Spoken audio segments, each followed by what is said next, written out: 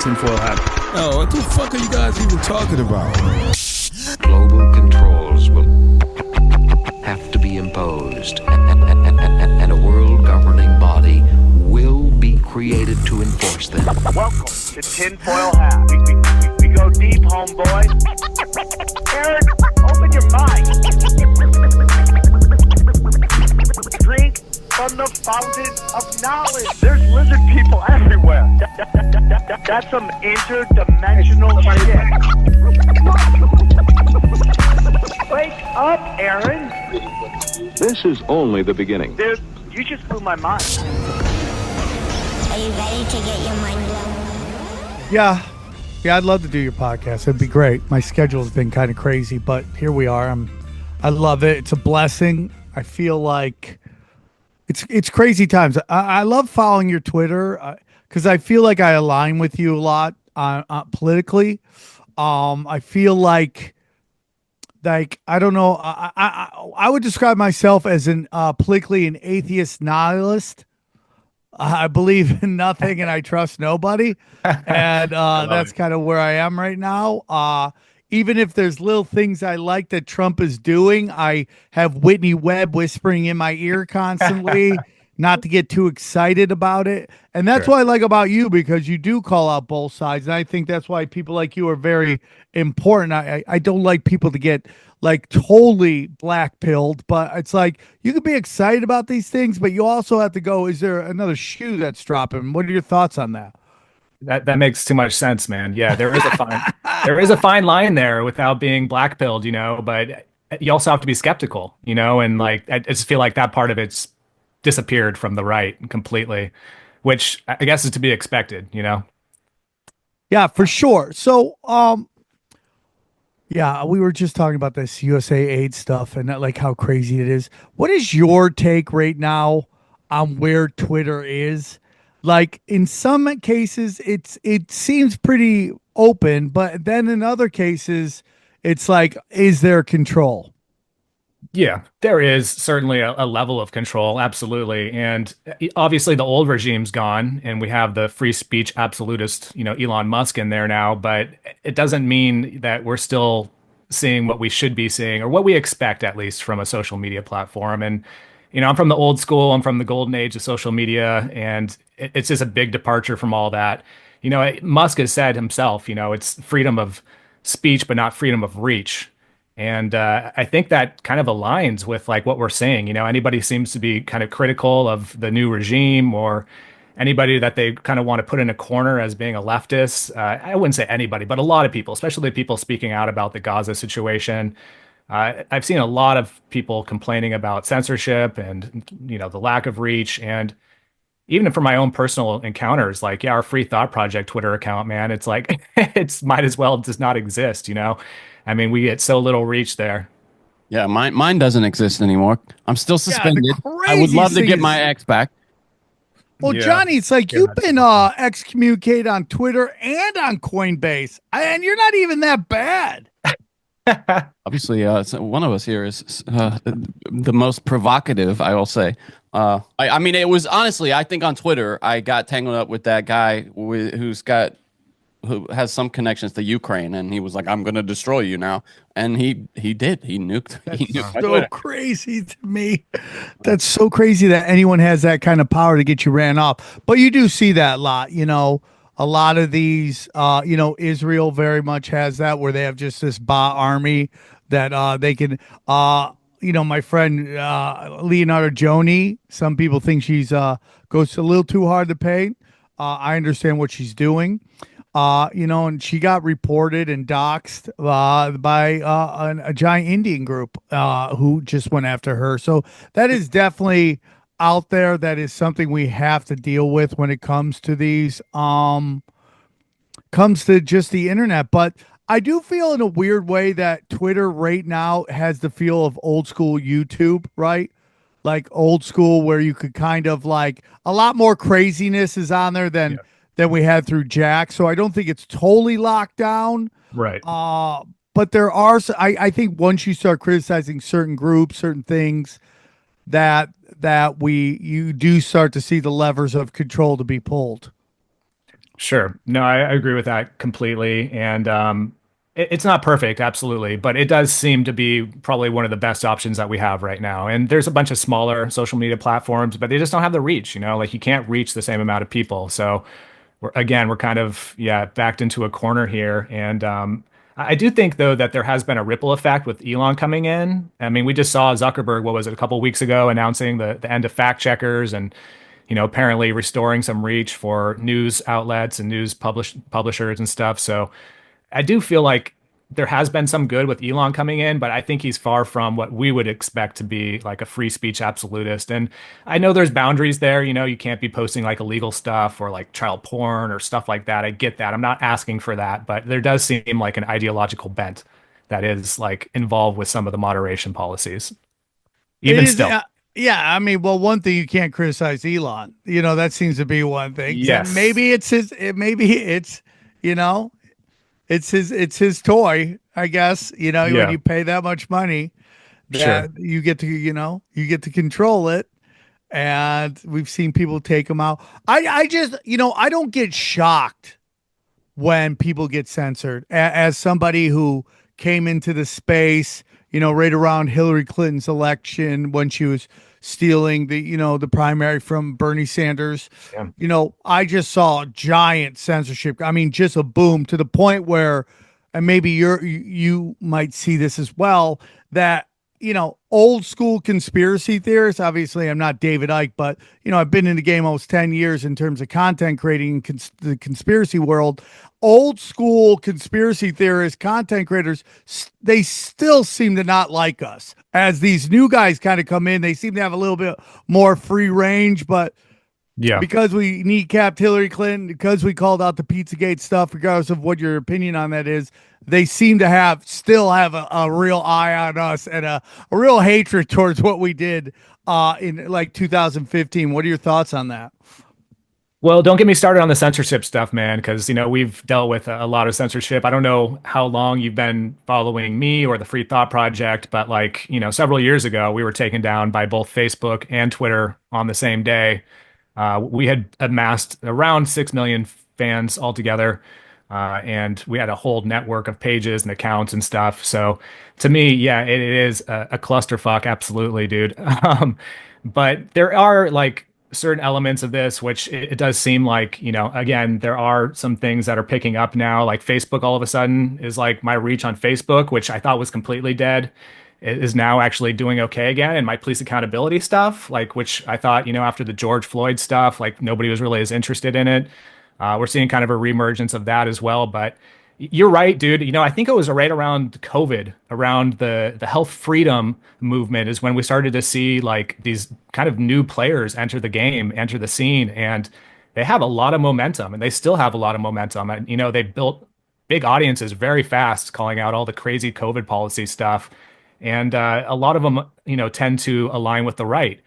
So it seems like that's kind of like where all the rage is at on Twitter right now. And, there's some decent sized left wing and even like moderate and libertarian accounts on Twitter. But if you want to be in the in crowd, you're definitely on the right.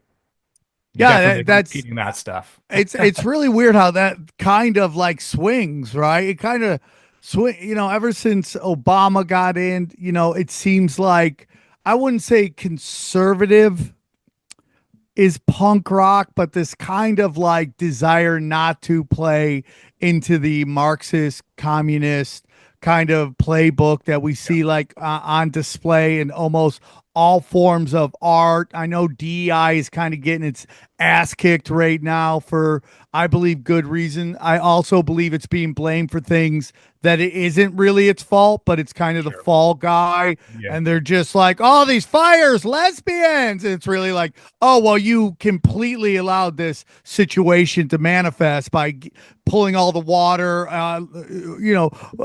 Such a mess. destroying the budget and all that stuff. But it's a bunch of lesbians. That's the problem. When in Lahaina, it was all guys, and the same thing happened.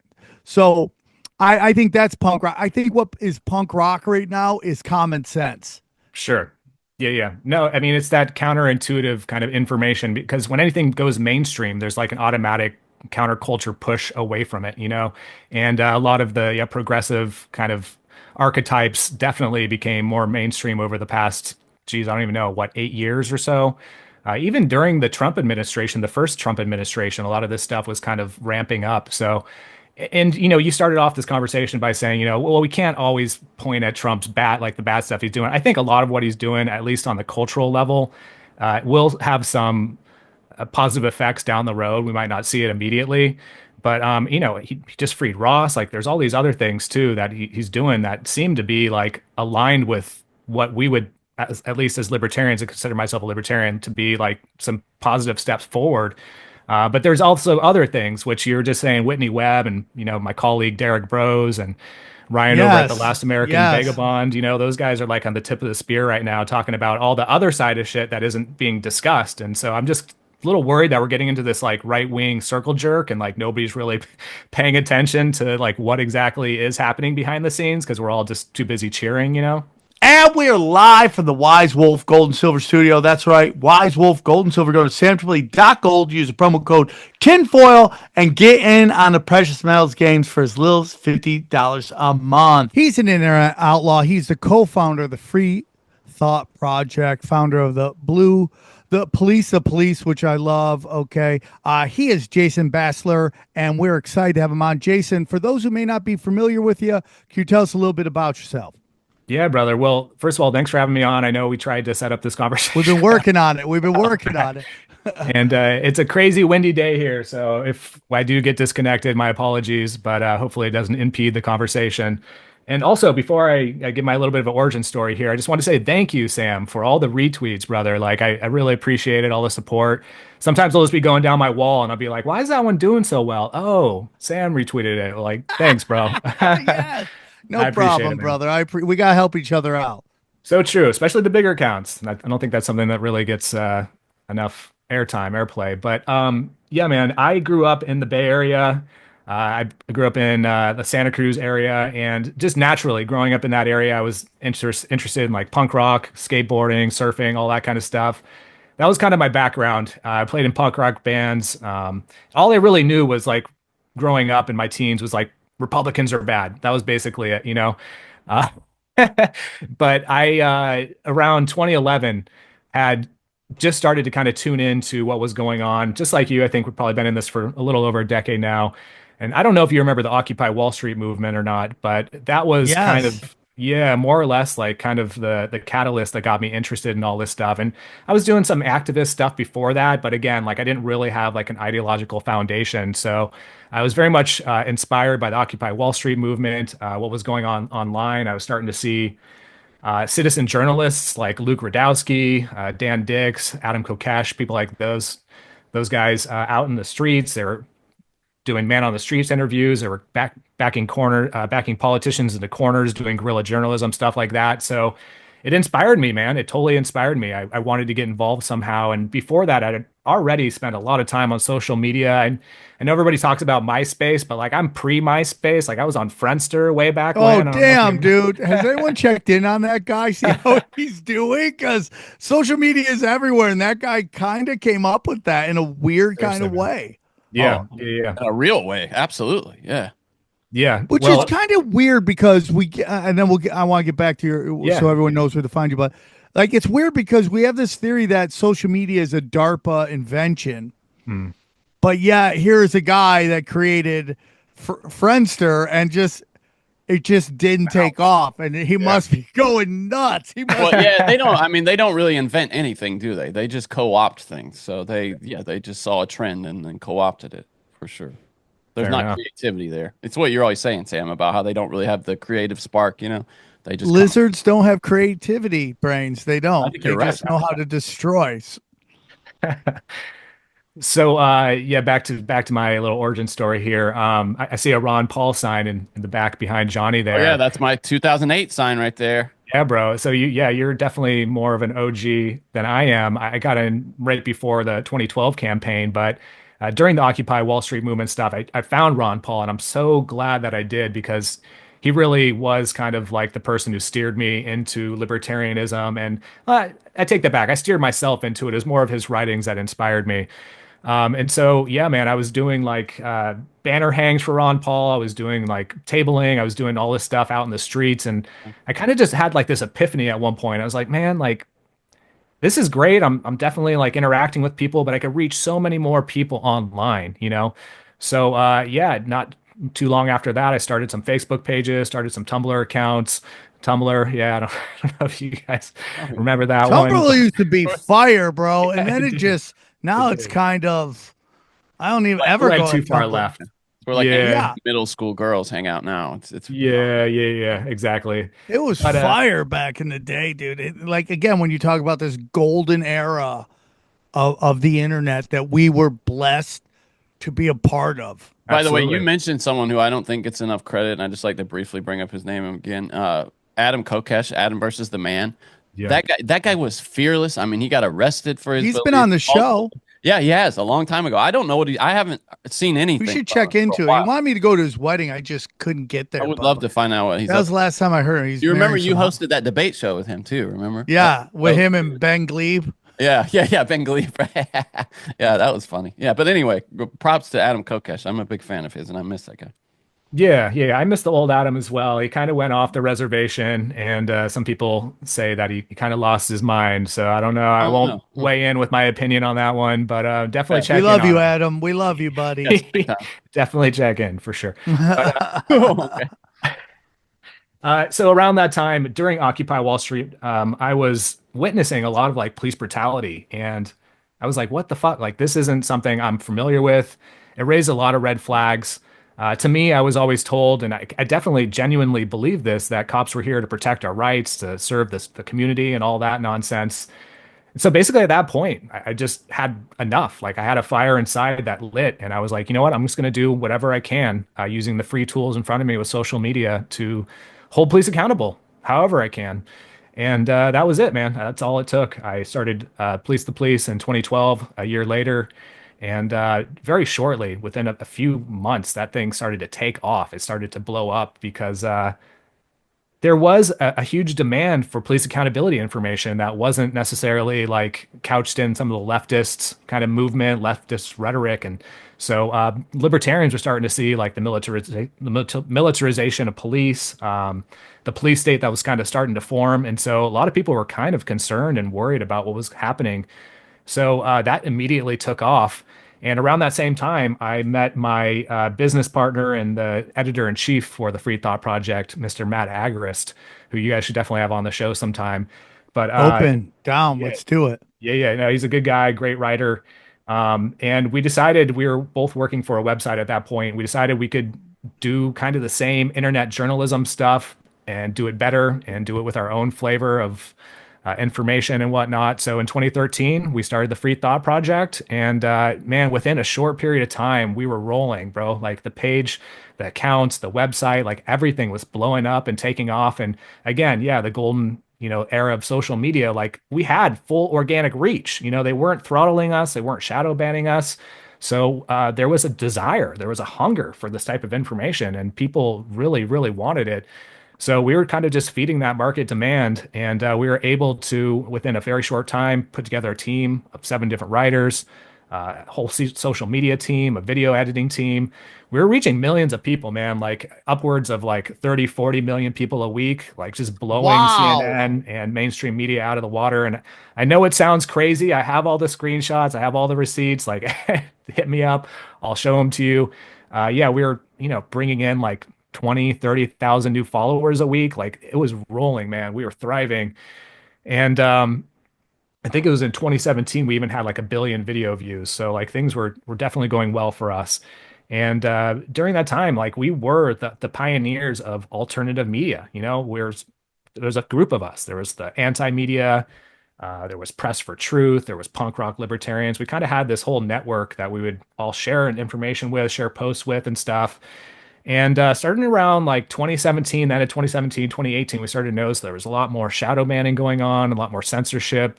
Of course, that's when the Trump fake news narrative came in. We started seeing fact checkers, at play, and everything started to change. And by October of 2018, we were taken down by both Facebook and Twitter, as I was just mentioning. And we lost 6 million fans within a couple hours. So it was definitely coordinated, as you can imagine. Twitter and Facebook, like how do they? And there was more too. I think we got a YouTube strike that same day as well. But yeah, man, it was devastating. We had to let go of our entire team, and that's kind of like where the story climaxes. But luckily, just recently, even though we've been putting in the work over the years to kind of build up our fans and kind of build up a new social media presence, just recently we've garnered some funding again. We had an angel investor come in, and so the story arc is still continuing, thank God, and we're putting the band back together and kind of getting back on our feet here. So the story isn't over yet, but through all that shit, man, I basically kind of realized that like the most important thing here is like we started this really believing that we could change the world with social media, but like we kind of found like that Aldous Huxley quote. It's like I wanted to change the world, but I've only found that the only thing that you could actually change is yourself, and so over the past few years, just kind of, gone more inward, done my own work. And as much as I love sharing the information and trying to change hearts and minds, like it's become increasingly more difficult with the way that social media is set up now. So I'll shut up for a second, but that's kind of the gist dude, of, it's fire, bro. It's so funny. I'll go on podcasts and I'll just talk, and at the end I'll be like, "Oh, I didn't shut up. I'm sorry." They're like, "It's great, bro. It's great." The worst is when someone doesn't talk. So it's great, dude. Don't even worry about that. Don't even worry. They love hearing people talk. Hey guys, real quick, I want to tell you about our friends at Wise Wolf Gold and Silver. That's right. Join the Wolf Pack now. Trust me, because if you're paying attention, you know the de-dollarization is real. Fiat is fake, and you don't want to be left holding the bag when the dollar collapses. Gold and silver have been money through all of recorded history and are an excellent way to protect yourself from inflation and geopolitical turmoil. That's why I trust my friends at Wise Wolf Gold and Silver for all precious metals, all things precious metals. I love it. I am part of the Wolf Pack. Every month I have precious metals sent right to my house, and I love it. See, Wise Wolf Gold and Silver is veteran owned and A+ rating by the Better Business Bureau. No transaction is too big or too small. You can even roll over your 401k or IRA into physical gold and silver. And if you think you can't afford precious metals, think again. With the Wolfpack monthly membership program, you can get gold and silver delivered directly to your door for as little as $50 a month. As little as $50 a month, you can have precious metals. You start loading it up, man. By the end of the year, you'll have a good chunk of precious metals. Dude, it's crazy. You just go to SamTripoli.gold. You can see all the different plans they have. Man, it's like $50. Lone Wolf, Warrior Wolf, $125. Alpha Wolf is $250. And it just keeps going up. Sent to your house. Right there. It's that simple. It's that simple. Easy peasy. Get in, get out, get your gold, get your silver. I love it. I'm doing it. Dude, I'm telling you, all of these affiliates I use, and I use Wise Wolf Gold and Silver. I use it all the time. It's real simple. So if you want to get in, this is how you do it. Wise Wolf Gold and Silver also deals in and accepts Bitcoin. So here's what I need you to do. Okay, go to SamTripoli.gold, promo code tinfoil at checkout to receive free constitutional silver. That's right. And remember, in a world of bulls and bears, be the wolf. You know, could really use our next sponsor, Gavin Newsom. Huh? Somebody needs to chill, and there's no better way to chill than with hemp-derived THC products that you can legally buy anywhere in the U.S. Thanks to our next sponsor, Soul. That's right. Guys, it's 2025. Are you still going to the store to get your THC products? This podcast is sponsored by Soul. Soul's new out-of-office gummies are the perfect microdose with hemp-derived THC and CBD to give any day that chill on the beach vibe, okay? We know our boy, XG, loves THC gummies, don't you, buddy? I love them. Out of the office, in the studio, out of the studio. It's a must. It really is. And did you know you can buy new hemp-derived THC products in all 50 states? Because of the 2008 Farm Bill, hemp-derived THC is now legal and accessible nationwide. I can't believe I didn't know this until today. Thank you, Soul. It's amazing. The out of the office gummies help you get that much needed me time at the end of the day or during the day. They're convenient and they're delicious. Out of the office gummies give you that warm, fuzzy, euphoric microdose feeling without sending you to the moon. You can go for a jog, watch your favorite TV show, or just head out to the party. Whatever floats your boat, okay? We love it, man. Soul was founded 5 years ago by brother and sister duo Mike and Angie Lee. Mike is a former world-ranked professional boxer, and Angie is an author and professional speaker who had the desire to create natural alternatives to medications that tackle problems like they deal with themselves, like sleeplessness, anxiety, focus, and pain. And Soul's products are grown right here in the U.S., organically farmed, gluten-free. Let's go. So here's what we need you to do. So if you want to feel the best, head to getsoul.com and use the code TINFOILHAT for 30% off your order. That's 30% off. Use the code TINFOILHAT. One more time, getsoul.com and use the code TINFOILHAT for 30% off. GETSOUL.com. And we want to thank Soul for sponsoring this show. I love it, dude. And, you know, it's great to talk to somebody like you who has been through it, because I can't express enough to people what it is like when you are shadow banned. And like, we used to get like 200,000, 150,000 views on our YouTube channel. I mean, we were cooking with gas. The show was this culturally like phenomenon of like conspiracy and comedy, and you hadn't seen that.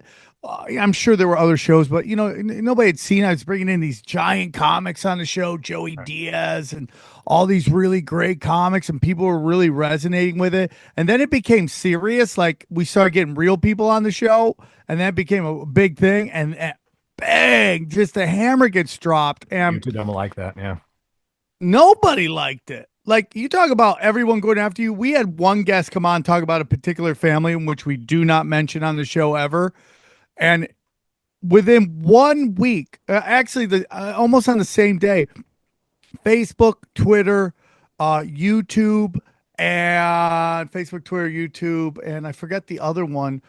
Facebook, Twitter, there's 4 of them. Just bang, just nope. Oh, Apple. Apple was the other one. Right. They said nope, and they either took down our channel, banned us, told us we were in jail, like all at one time. So it definitely does happen, and it hurts. Like Jimmy Dore says, it's like in the 80s, the phone company telling you can't use the phone for your business. It absolutely destroys it, and we've seen the rise somewhat of stupid too.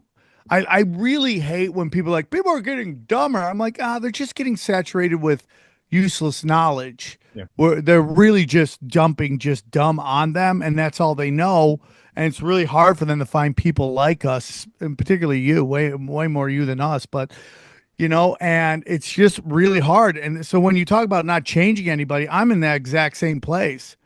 I am done fighting with people on trying to show them what is going on. Outside my girlfriend, who still watches MSNBC and just wants to argue with me about it, I'm not trying to change anyone's mind. I love to put out the info and let people find it. And those who find it, if they want to digest it and try to understand what I'm saying, to get a piece of the puzzle, and which for me is, I don't like getting lied to, and I don't want to fall for their psyops. Yeah. Once you understand that, that's like real power, because everything's an occult. In my humble opinion, it's all occult mysticism. They're trying to manipulate your energy, and they get you to fall for it, whether it's believing that Iraqis need to die because of 9/11, or that you have to take this COVID shot, or whatever it is. I don't fall for it because I know it's not real. Or like, Iran shot down our drones. You know, thoughts and prayers to the drones family. Why? You know, it's like I don't fall for any of that stuff because I know their game plan. And I think that's the important thing. But the days of arguing with people on conspiracies, I'm done with it. Okay. And I tell people, my show's been going 8 years. It's been a top 100 comedy podcast for 8 years. If I was wrong more than I was right, nobody would listen to this show. Sure. Yeah. So true, man. I used to say that if I wasn't arguing or debating with somebody on Facebook, like something is wrong with me, like physically or mentally, because that's the way I used to be. And I used to think that, yeah, like if I just typed enough, if I presented enough logic or something, like people would finally get it. But I think people are so entrenched into their political bias and their own political identities that there's just no incentive. And, intellectual integrity is dead, bro. Like You're the so idea that right. You're so right.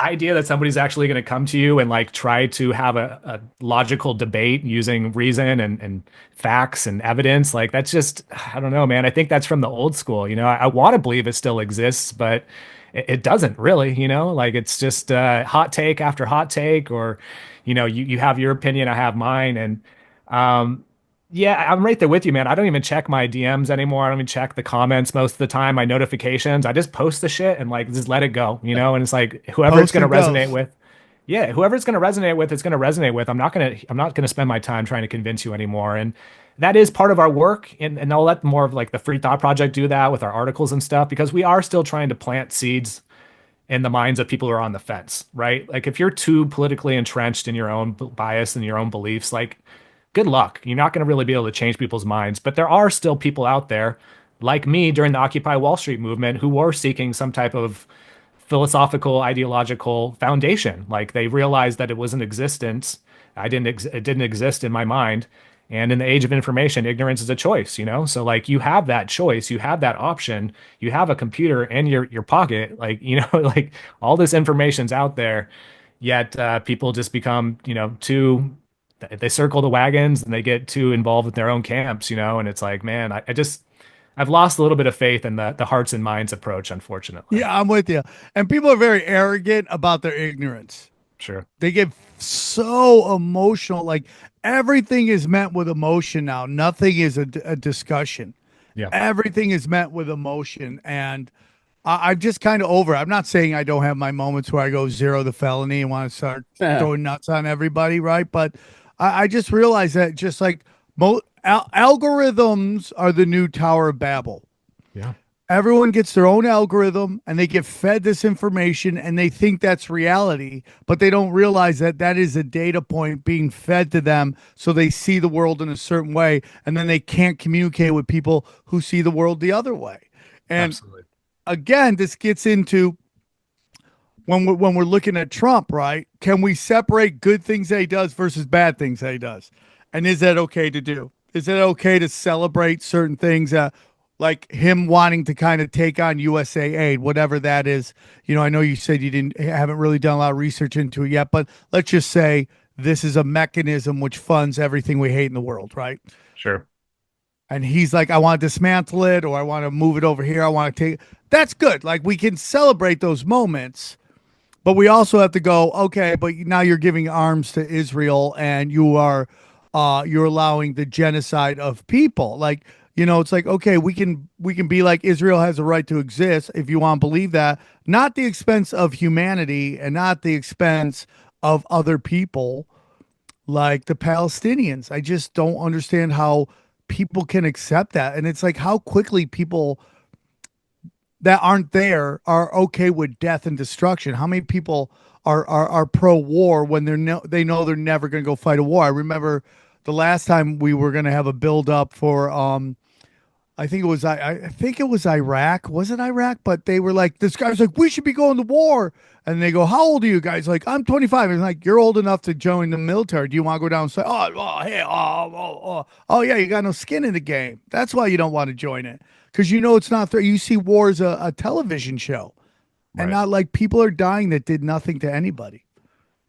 Man, that's so spot on, Sam. And it's amazing to me, this kind of groupthink mentality, this collectivist mentality that seems to be kind of plaguing the right more right now. Because even just this morning, I was debating with people who are literally telling me that I'm just complacent with this whole we're going to take on the cartels rhetoric that Trump's taken. That's kind of his new thing. He just classified them as terrorists.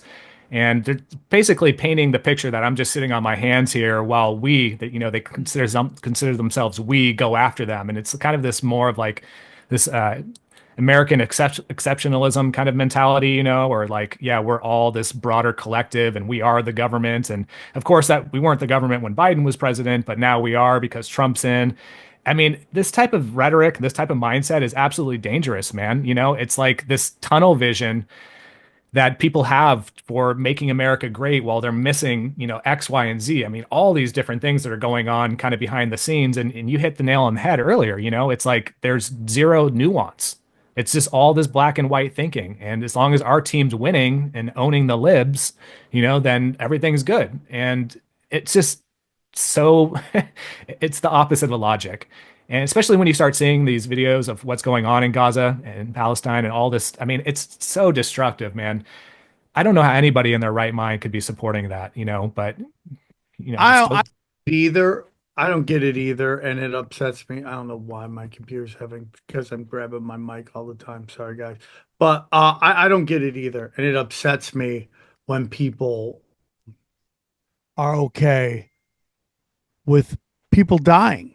Like, and this notion, like, if it's not us, it's somebody else. It's like, this way of like, kind of like, avoiding karma of what's being done. And I do believe a lot that's going on in the country right now is karma from what we did in the Middle East, what we did to the Iraqis. You can't genocide 4 million people and not have a karma blowback from that. That's my opinion. I would love to get you what you think about the cartel situation. And their role in fentanyl. I personally believe cartels are just extensions of the CIA. And this is how they make black ops money outside of the US aid stuff that they're getting to fund their absolutely horrific black operations. What is your thoughts on the cartel? Because again, we have a fentanyl problem here, but if we learned anything from the Iran Contra affair, the people who are meant to stop it are the ones who are basically creating the problem to cash checks and make money. So what are your thoughts on that? Absolutely, man. No, that sums it up perfectly. And all of a sudden we're tunnel vision, once again, tunnel vision on fentanyl, right? Like nobody's talking about any of these other drugs, and that's intentionally created that way. I mean, that's like a orchestrated psyop, because yeah, they wanted to place emphasis on this. I'm concerned about this, to be completely honest with you. Not only is Trump revamping the drug war, the 50-year-old plus drug war that has been an utter failure. We can't even keep drugs out of prisons. I mean, I know that's a bit cliche to say even at this point, but I mean, it's it's true. There's You're logical so right, proof dude. right in front of us. And so, in my opinion, this is only going to exacerbate the situation. Not only is Trump starting to revamp and repackage the war on drugs, he's also revamping and repackaging the war on terror. We just bombed Somalia a couple of days ago. I don't know if you guys happen to see that. That's the first overseas bombing that the Trump administration's participated in.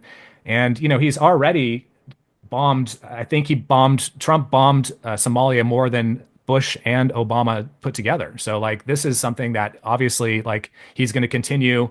And, not only that, on top of it, now he's starting a trade war too with the tariffs that's going to be happening. And I know, Mexico and Canada are starting to kind of play ball here a little bit, but like, what about the countries that don't?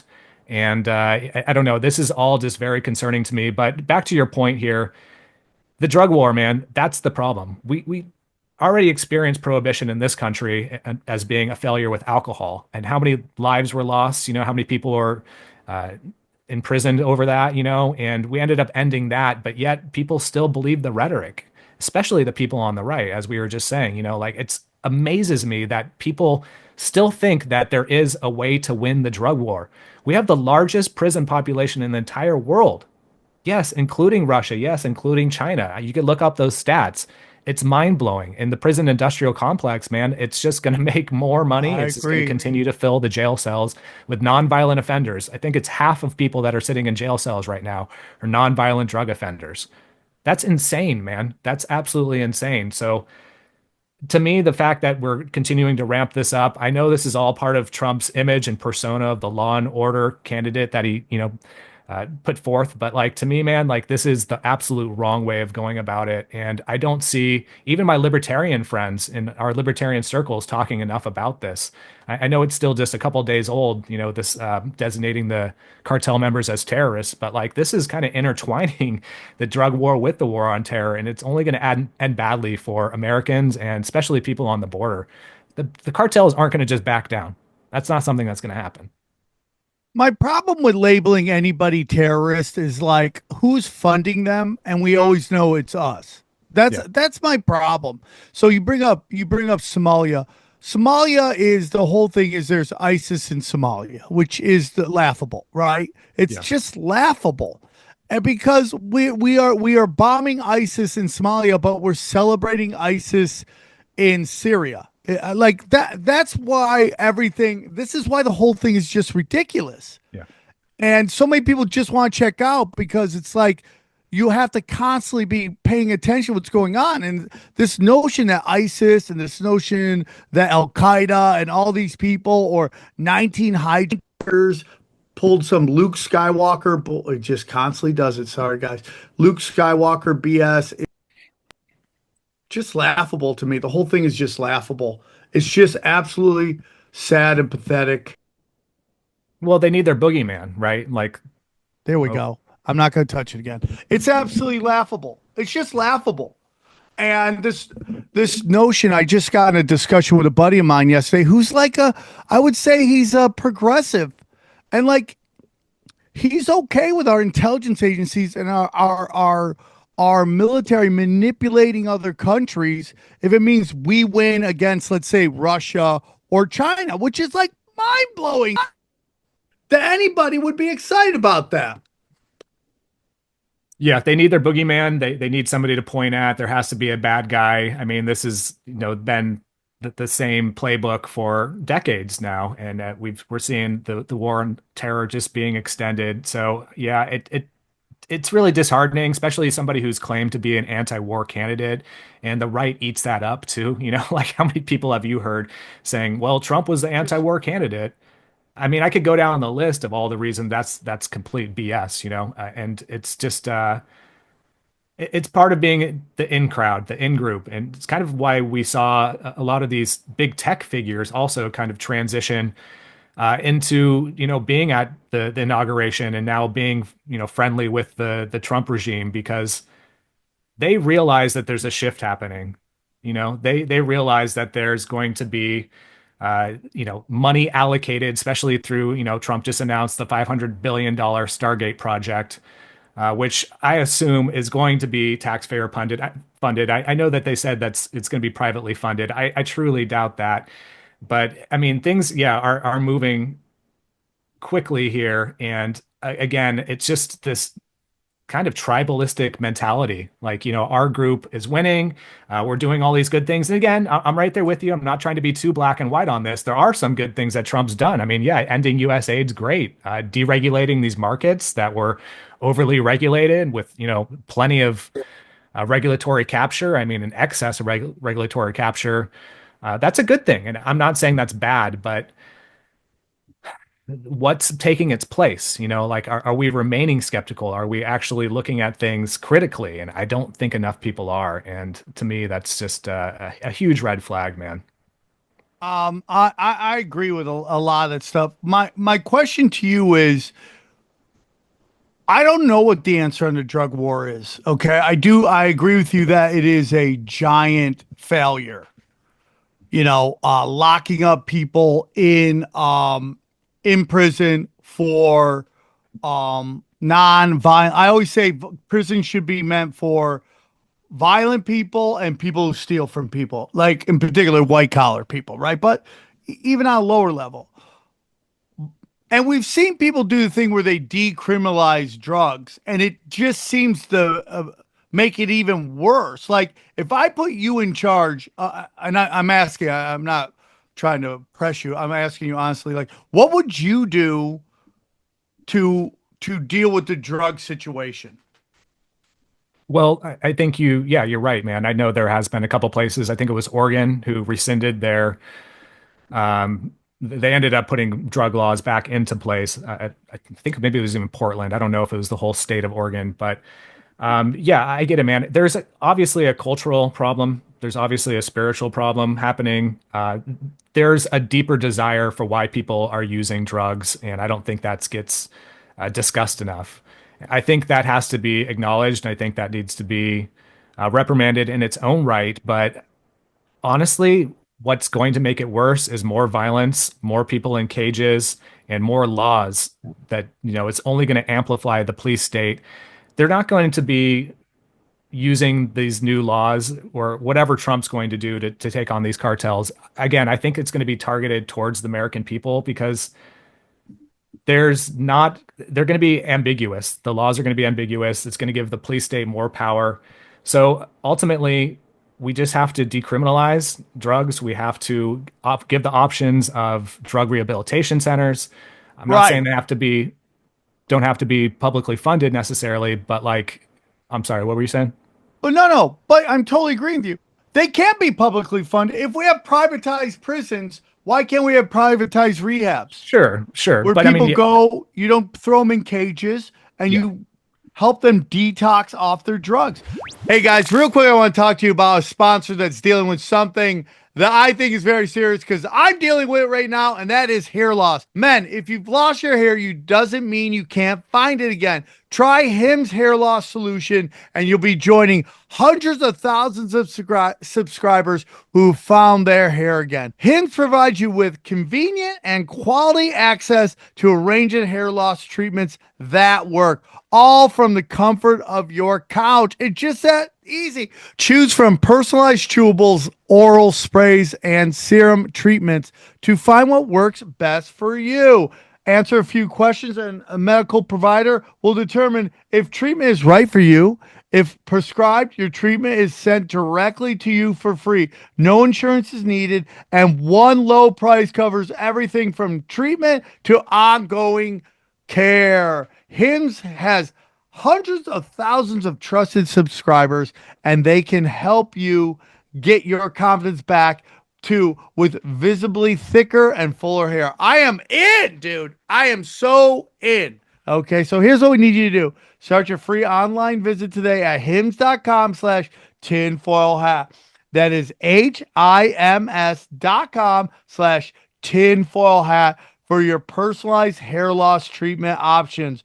HIMS.com/tinfoil hat. Results vary based on studies of topical and oral minoxidil and finasteride. Prescription products require an online consultation and a healthcare provider who will determine if prescription is appropriate. Restrictions apply. See website for full details and important safety information. The reason people tend to do drugs is because they don't have a lot of hope. Yeah, it's absolutely what I've been talking about on some of my shows about why all these Middle Easterns join, or anywhere third world countries join militias. It's because there's no jobs anywhere.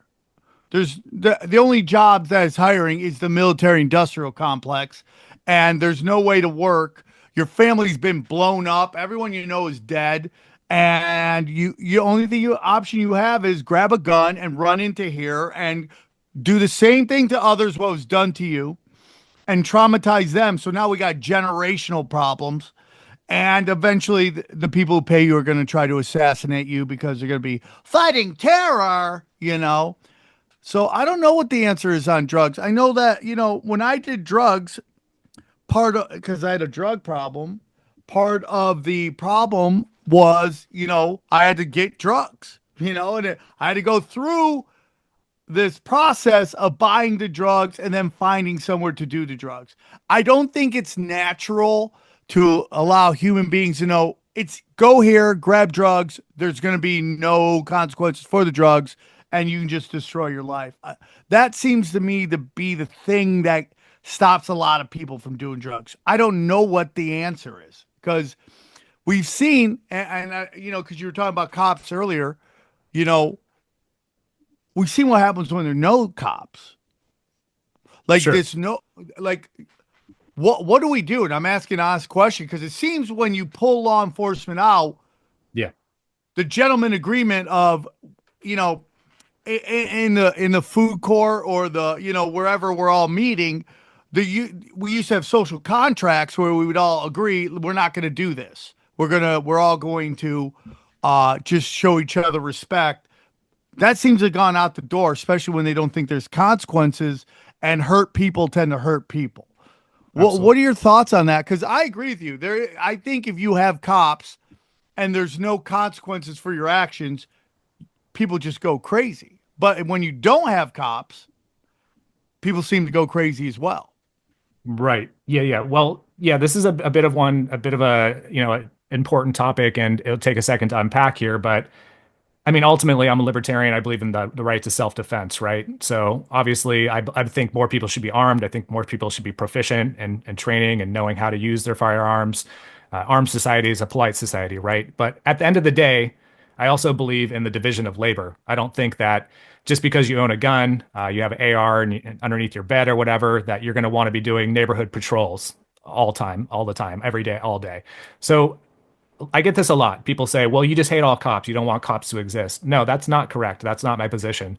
My position is I don't want a monopoly on law enforcement. And I think that's where all of the problems come from when it comes to law enforcement and police, because ultimately, to me, it's an economic issue.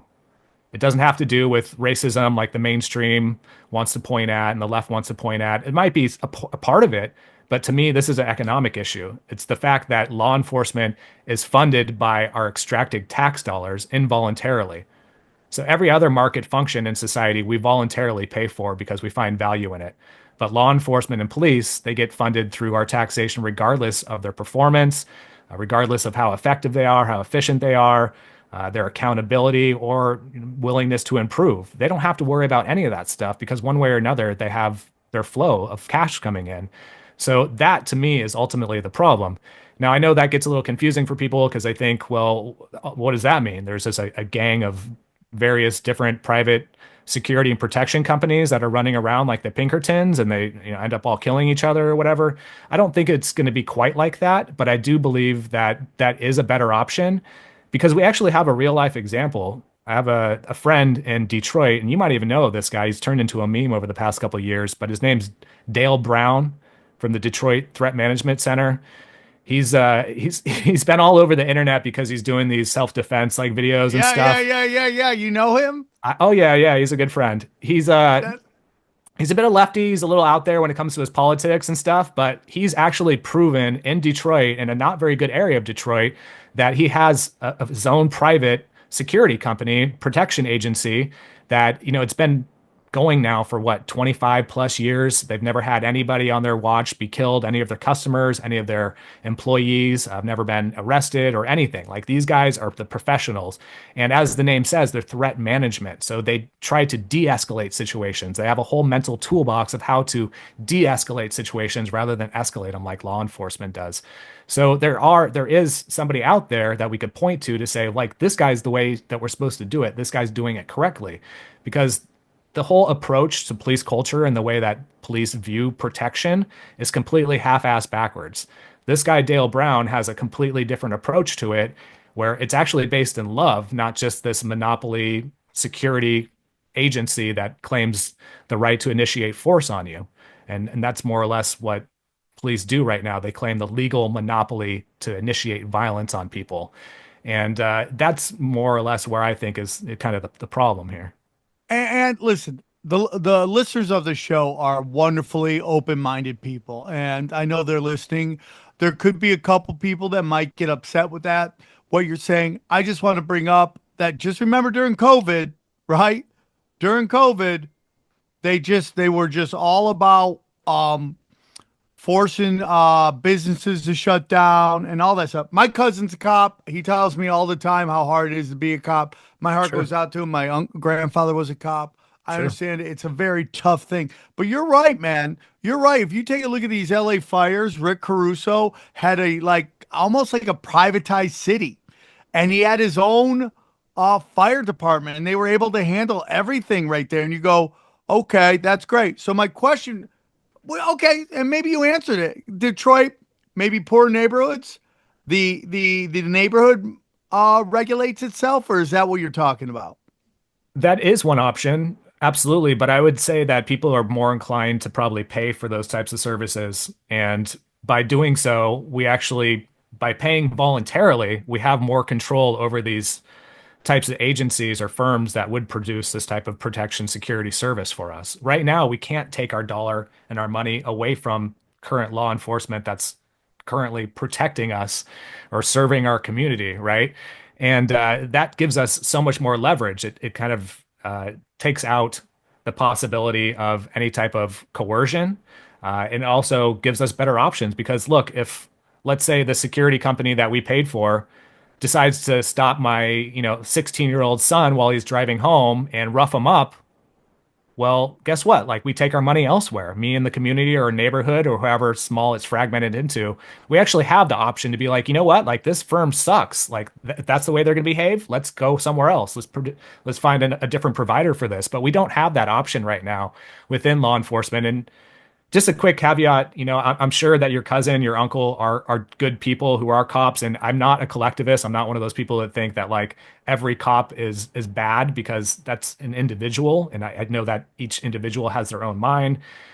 And what I'm saying is the institution itself is flawed through the very mechanism of its funding. So if it wasn't a monopoly, there would be a significant difference, and we would see actually quality protection and security services. And that's just something we don't have right now. Yeah, it's interesting. So what you brought up George Floyd, from somebody from your perspective, what is your thoughts on the whole George Floyd thing? Well, to me, it's kind of a bit surprising that that one was the one that met mega viral. That was the one that everybody kind of focused on because even prior to that, like a week before that, we were covering stories that seemed much more graphic and brutal and just horrific. And don't get me wrong, the way that George Floyd died, of course, wasn't exactly pleasant, but I feel like it got turned into a mantra for the left. And part of me understands that because prior to George Floyd, there was so many huge national police brutality stories that went mega viral that people across the country were protesting, and I think people just had enough. They had enough with the recklessness of law enforcement, and so I think part of that was an organic response to what had happened to George Floyd and people's just being at a fever pitch. They were just frustrated and tired, and they didn't know any other way to express their dismay, their dissatisfaction. The other part of me does see how it was co-opted by the mainstream, by the Democrats, by the left. Black Lives Matter, all this obviously blew up.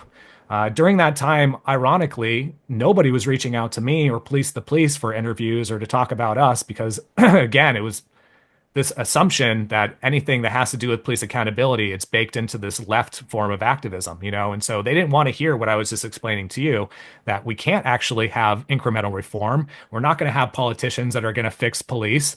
They didn't want to hear that the answer is privatizing these things. The answer to them was, oh, we just point fingers at the racist cops and we ask politicians to maybe make a few marginal changes and eventually everything is going to get better. And that's completely delusional. We've been protesting police brutality in this country since 1886. That's, as far as I know, the very first police accountability protest is called the Haymarket Riot, where they were protesting people killed by police. 1886, Sam, that's a long time. And the fact that, yeah, the fact that things haven't changed through incremental reform, through politics, should be all the evidence that we need that it's never going to change. And you know what does change things? This right here, a phone.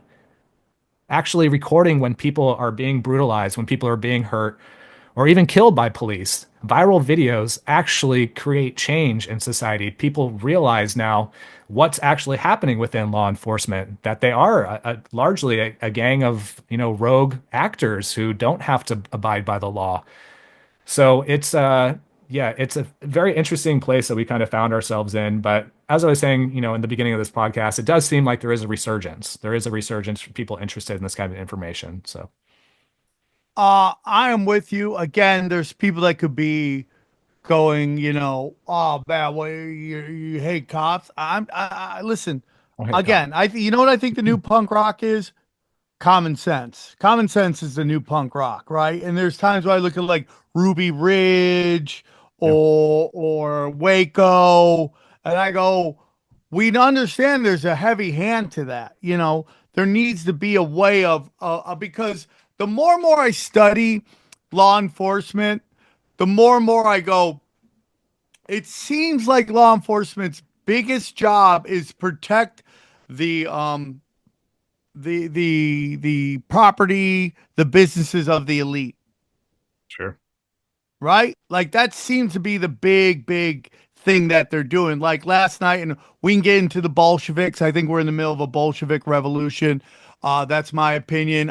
Karen Bass pulling the cops back during what is most likely, immigration protests, which seems a lot like Antifa and BLM all over again, which are, listen, I am free Palestine to the bone, but I don't understand why stopping people from getting to their to the airport for their plane is going to help the Palestinians. What it does is piss people off. Absolutely. And that seems to be a bigger part of it, So it seems like the government has a monopoly on violence.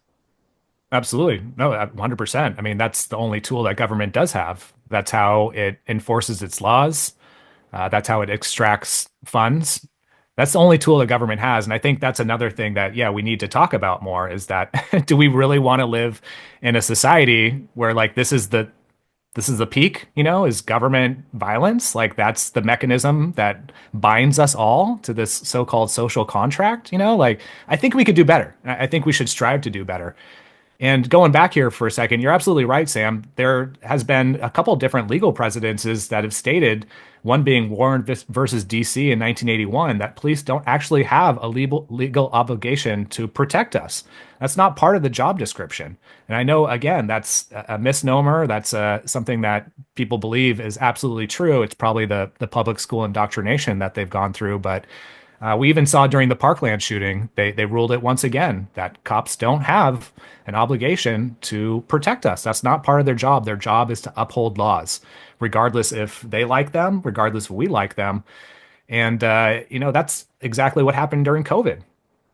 I mean, you talked about it earlier, like people are, going to be violently apprehended because they weren't wearing a mask in a certain place or whatever it was. I mean, I know there was plenty of cops that spoke out about a lot of the heavy-handed COVID policies and not, trying to enforce them. But there was plenty of cops that did too. And I think that's, exactly the problem with any type of order follower. Whether it be somebody as a soldier or a cop, you have to follow orders regardless of your own moral inclinations. You're a libertarian. I am a registered libertarian. I was Democrat for a very long time. I think the Democrats absolutely went crazy. They lost the narrative. We always talk about moments in history that kind of changed the country. I think Hillary stealing the primary from Bernie Sanders is one of those where you want to go into courts, a Democrat saying we don't have to give you the candidate you want. We're going to give you, it's so crazy because they go to court. Debbie Wasserman Schultz, all of them argue we're a private entity. We don't have to give you the candidate you want. We can put in whoever we want. Fast forward to Kamala Harris, and they just inserted her, and it causes ripple chaos with everybody. Because even the biggest scumbag in the country, Gavin Newsom, gets irked with it because I think he thought he had a chance to run for it. Sure. They didn't even give him a chance. They just insert her, and it goes exactly how everyone knew it would go. I mean, they had primaries that were. They just said, "Oh, that didn't count," and then they met again. The elites of the party met again and said, "We're picking her." Where's that written that that's a thing that can happen?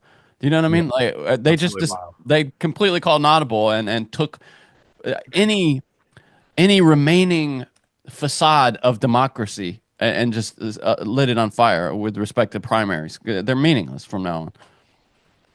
Yeah. Sorry, that's not been given enough attention, and I think no, you're totally right. Everyone just moved on, and then they're all like, "What happened? How did she lose? She lost because she nobody wanted her." Of course. Yeah, because Nobody she wanted wasn't her. elected. Yeah. The Democratic Party has complete acquiesced to international corporations. I'm not saying the Republicans haven't done that either, but I do think that Trump likes to govern more than Kamala Harris would have governed. I think she was going to be the first Kardashian president, where she would just go around and take pictures with rappers and get free gifts and stuff like that. And then the Blinken, who I think was running everything behind closed door, or at least he was one of a couple people that were actually running the government, would continue to run the government. And it would go into what Jeremy Ryan Slate said, where it's like at the end of the Roman Empire, they just inserted placemats. These czars were just placemats, and outside barbarians, were running everything. And I think that's what's going to happen. Now, I'm not saying that Trump, obviously, we know he's doing it with Israel and what that is. So I think she would. I just can't believe she couldn't talk. That's the craziest thing about a public prosecutor who can't talk. Yeah. I mean, what do we talk? What that makes you question the whole entire narrative. It seems like we're spiraling into idiocracy, and she was maybe a little less than a Camacho, President Camacho, but damn close. Maybe her predecessor would have been a Camacho-like figure, but absolutely, man, it really is.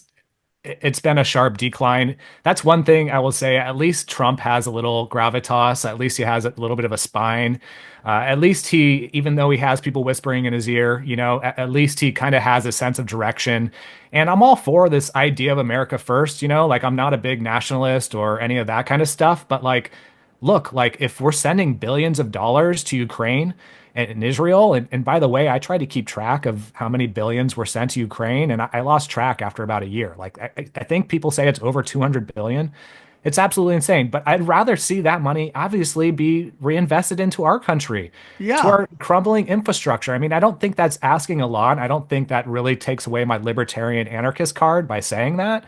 But I do feel like that is the direction that we needed to go. And that's why Trump won in a landslide, because people are tired of the globalist kind of performative, what we've seen from the Democrats for years, and if we did have Kamala, we'd be dealing with price controls now and more Agenda 2030 BS and more of just an extension of Biden's, presidency than another 4 years of Biden's presidency. So I think, they like to say that, that Joe Biden stole the 2020 election.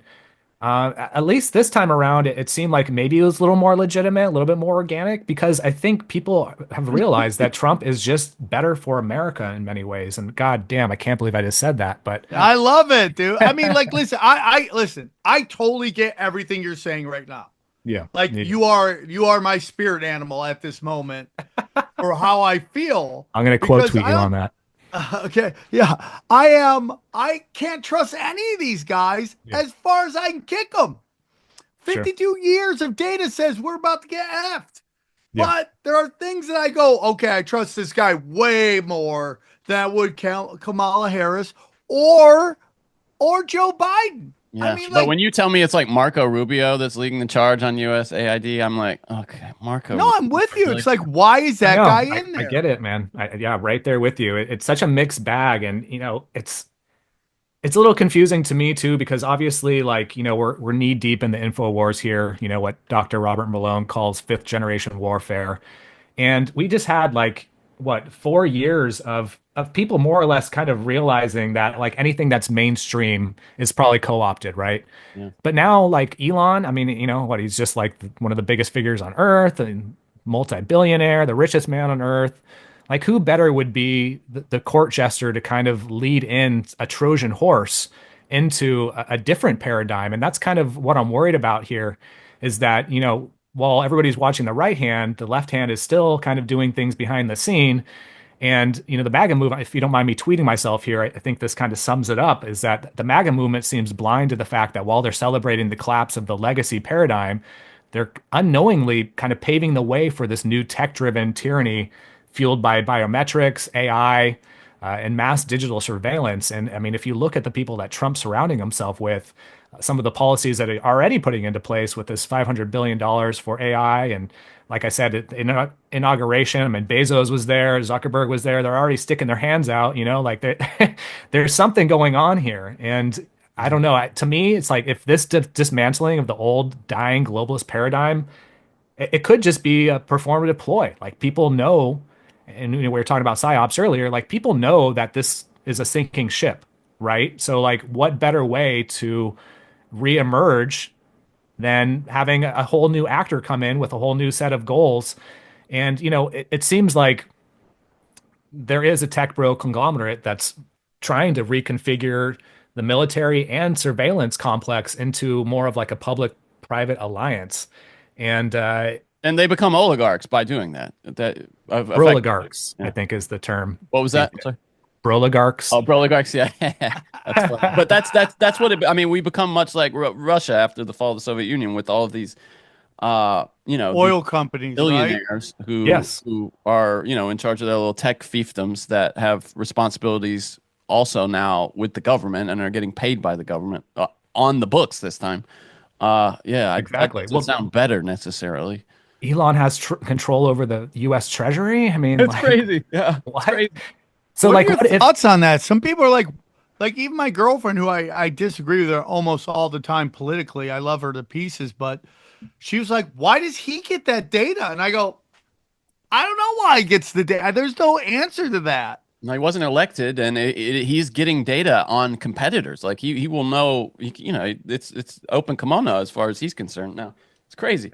If it was the opposite, if it was Bill Gates and Biden's administration, the right would be losing their mind. But because it's Elon and they've positioned Elon as being the savior, much like Trump, I don't think anybody's pushing back. They think it's for the better for the country. They think that Elon's this genius. And I know there's mixed feelings about Elon. I don't particularly hate the guy. I'm not completely convinced that he's like a CIA asset or some type of psyop, but like there are some reasons to potentially consider that he might be, and so again, like if he's the court jester kind of like ushering all this stuff in through a Trojan horse, like what better way to do it, right? Like through this brilliant, eccentric billionaire. So who is the number one defense contractor? I mean, like, why would he ruin that? I mean, why would he destroy his relationship with the deep state, which is the Pentagon? I mean, sure. I don't understand why people can't at least go, "Hey, man, maybe we should be guarded in our optimism." Sure. Well, I mean, don't forget Starlink also, his Starlink satellites also aid the U.S. drone programs. And here's a fun fact. He's also the grandson of the Canadian Technocracy Party leader. So he's got this whole like technocracy background, transhumanist background, and Mr. Brain Chip, don't forget about that part. I don't know, man. It is all very peculiar, and I don't, again, like I'm not trying to paint with too broad of a brush here because I'm somebody who values nuance, but there are some things that we should be paying attention to, and I see a profound lack of skepticism coming from the right. Like we have to stay vigilant. That's much more important than owning the libs or winning any culture war. It's like if they are, let's just say, like, this is theoretical, right? But like if they are performing this controlled demolition, so people will readily accept this technocratic surveillance state, like they're doing a damn good job of it, and nobody's even think twice right now, and especially the right, who has been so up in arms since COVID about all this stuff. Are they going to say anything if Musk does say, "Well, guess what, guys, like your driver's license now need to be mobile driver's license and a digital ID"? Like, I don't know. Hopefully they'd push back. I've seen mixed reviews of people online. Some people say that, yeah, maybe the hardcore MAGA would, but like the red-pilled MAGA, the people who just supported him because they think he was a better option, like they would push back on it. But I don't think the MAGA camp would. I think they're too deep, like they're knee deep in this stuff, and they just don't have what it seems to be real critical thinking skills. It is really hard. Real ID's gone forward too, I got to get one by May or else they can't fly, which I battling hard not to want to fly because they definitely don't want us flying. If we're Yeah. in 50, if they want us in 15-minute cities, why do they want us on planes? And they're just I'm still not convinced anybody was on that Black Hawk. I'm not. I Sure. mean, I don't know who was in on any of it. Sure. Sure. I don't know who's in Research. on any of the planes, any of that stuff. I don't know any of that stuff, dude. You know, but you're totally right. And because you get into Mega Bros, you get into all that stuff, you kind of, my belief again is that if you're going to live in a big city, you're going to live under Orwellian rules. Yeah. Yeah. Yeah. And if you want to, if you don't want to live in under that, you're going to move to the small. You're going to move to these small cities on the outskirts where they're not just going to care. They're going to be like, okay, you want to live in 2,000 people, go have a good time. But if you want to live where all the business is, you're going to have to play ball. You're going to be okay with us just having zero privacy on anything. Yeah. Our comfort will be our enslavement. That is exactly what's going to happen. I can put my hand on here. Look, I can look, I'm at Amazon. I can put my hand down and it charges my hand. It's so much easier than having to get out my phone and my credit card. You're like, you have no clue what you're signing up for. Sure. I mean, that's the predicate of, the CBDCs. And I know that they seem like they're dead in the water now, but I wrote a book in 2023 about how to prepare for CBDCs. And that's always been the rhetoric that comes from these ruling class elites, is that it's going to be more convenient and it's going to be more inclusive. And those two things are supposed to be kind of like Two the of the talking points. scariest words ever said. Sure. Convenient and inclusive. Whenever you hear inclusive, run. Good point. Just run. Get out. So, what is your take on crypto? I am a crypto proponent. I like the idea. Now, this gets a little bit confusing, right? Because even just recently, there has been kind of a shift with, the Bitcoin community. And, I've been doing this for a long time, as you guys have been as well, obviously. And to watch Bitcoin go from like, what was it, $7 and it went up to like a couple hundred to a couple thousand. And now it's like at 100,000. Like, I feel like there's some momentum there, and I really love that it is catching on and becoming more widely accepted. But there are also aspects of it that are concerning, because now we saw that Trump just signed these orders to basically kill off Biden's research into CBDCs. But there's speculation, and this is kind of what Whitney Webb gets into, and even somebody like Bitcoin Jesus, Roger Ver, that Bitcoin has been hijacked. It was hijacked during the block wars, and they've basically made it so it's not something that will ever reach the same destination that it was intended to by Satoshi Nakamoto, which was to be peer-to-peer electronic cash. What's become is more become digital gold. It's become something that's an investment. It's become kind of gamified like the stock market. And I think that was intentional. I think that, or at least what Roger's book, Hijacking Bitcoin, suggests, is that there were intelligence agency actors who got involved with bottlenecking some of the transaction processes and the speeds with the Lightning Network and making it more difficult for people to use. If you look at, like, I think it's something like, it's ridiculous. It's like 6 transactions per minute or something crazy like that, or excuse me, per second. And I think that's like, it's something like a Visa or MasterCard has like 100,000 transactions per second. So these numbers might be a little wrong, but like it's the general ballpark of kind of illustrating the point I'm making, is that they've made it incredibly difficult to use as a peer-to-peer. So I am in big support of things like Zano, like Monero, Pirate Chain, Pirate Coin, stuff like that, more privacy-oriented crypto. Uh, and I think that's the way forward, especially if we do get into this kind of digital uh, money kind of realm, which, has been dangled in front of us. And it seems like it still could possibly be something that happens. But I think there was enough pushback against the CBDCs widely that they kind of realized that they had to change directions on it a little bit. So there are aspects of it, crypto, that I think are liberating and could change kind of the paradigm that we're living in right now. But we also have to be, once again, kind of skeptical, especially when things go mainstream like Bitcoin has. So What is your take on? Do you have any thoughts on BRICS? Yeah, I mean, the whole de-dollarization is certainly happening as well. And when, your currency is backed by literally nothing except for military might, that's going to piss off a lot of people, and I think that we've backed a lot of corners into a country, or a lot of countries into a corner, excuse me.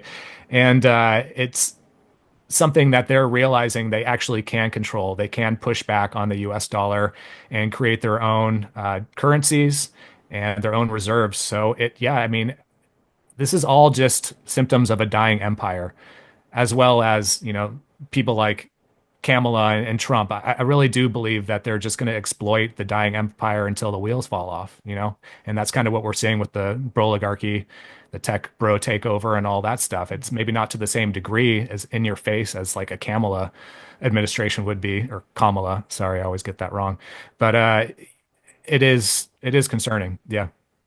What does that look like? The end of the empire to you? What happens to America? Oof, boy, I haven't spent a lot of time actually visualizing that. I talk about what to do before that case in my book. I talked about 3 ways to prepare for CBDCs, but I don't know if I could really envision prolonged periods of unrest in the US. I don't really think Americans have it in them, but I think if things get bad enough, if the dollar does crash, if there's no food on the shelves in grocery stores, yeah, there's going to be, some chaos, most definitely. But that's exactly the reason why we need to start kind of taking action now. And yeah, buying cryptocurrencies, learning how to use cryptocurrencies, learning how to grow your own food, learning how to barter and trade, and all types of stuff like that. I mean, that's really important. I don't think people understand that this is the time to be doing it right now, not when shit hits the fan. When shit hits the fan, good luck. Like you need to be prepared now. You need to understand how to use a firearm.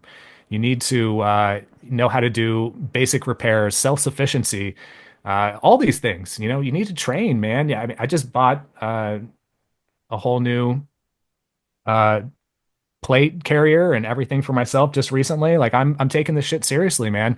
Yeah, I'm preparing for the worst and hoping for the best, and build your kit, buy your AR, do what you got to do, like train, man. It's not just for preparation either. It's also a show of force to remind law enforcement and remind government that we're out here, we exist, and we're going to uphold our rights one way or another, and I don't know if that mentality is prevalent enough. I think we need to be pushing back more with that kind of thinking. I just did Tim Pool and it was a great experience. And Tim wasn't feeling good, but they had a co-host sitting in, and he was great. I don't know how deep into conspiracies he is, which I find that weird. Yeah, sure. After all the last 20 years, how you can't be like, yeah, people don't conspire. I go, you don't think people conspire? Because that really at its core is what a conspiracy is. People are conspiring to do something. But I told him, and I believe this wholeheartedly, we should be the most paranoid Yeah. population out there. We should be paranoid that what happened to China, Russia, and Germany could easily be done here. I think there's an illusion that they won't ever do that here. Yeah. And the people that do that don't care. A great example, this is going into some weird stuff, but the Dallas Mavericks right now, just stick with me. The Dallas Mavericks, there is this belief right now that they traded their number one player, who's a generational player, a top 3 player in the league, because they want to bottom out the Mavs so they can threaten to move the Mavs to Las Vegas. Just think about the level of psychopath that takes to trade a generational player like that to bottom out a franchise that you just bought in for a couple bill. Sure. If they're going to do that with sports, why wouldn't people even hire up? I mean, you're talking about the owner of the Mavs is a woman who just gave, what, $100 million to Trump to flatten Gaza? Yeah. You don't think those people wouldn't implode this motherfucker to bring in what they want because they're psychopaths and they believe they're above it? Yep. Yeah. You guys are delusional about what you're up against. You're up against people that do not care. And just like on just like on Animal Planet, the hunters never stop hunting. They're always hunting. Bingo. The prey is just trying to live its life. I just want to eat some grass, knock up my chick, have some kids, live my life. But the hunters are hunting. Sure. No, you absolutely hit the nail on the head there, Sam. It's been a great conversation. And yeah, government is the gun in the room. And I use this analogy often. Everybody's trying to get the gun in the room. This is $1 trillion machine that they'll be able to control. Trillion plus. I mean, well, technically we're 36 trillion in debt, but nevertheless, obviously the levers of power that come with government control are vast. So why wouldn't they use every psyop, every piece of propaganda, everything at their disposal to continue to, run this empire and control that gun in the room, control the $1 trillion machine. So I'm right there with you, man. And just a quick caveat.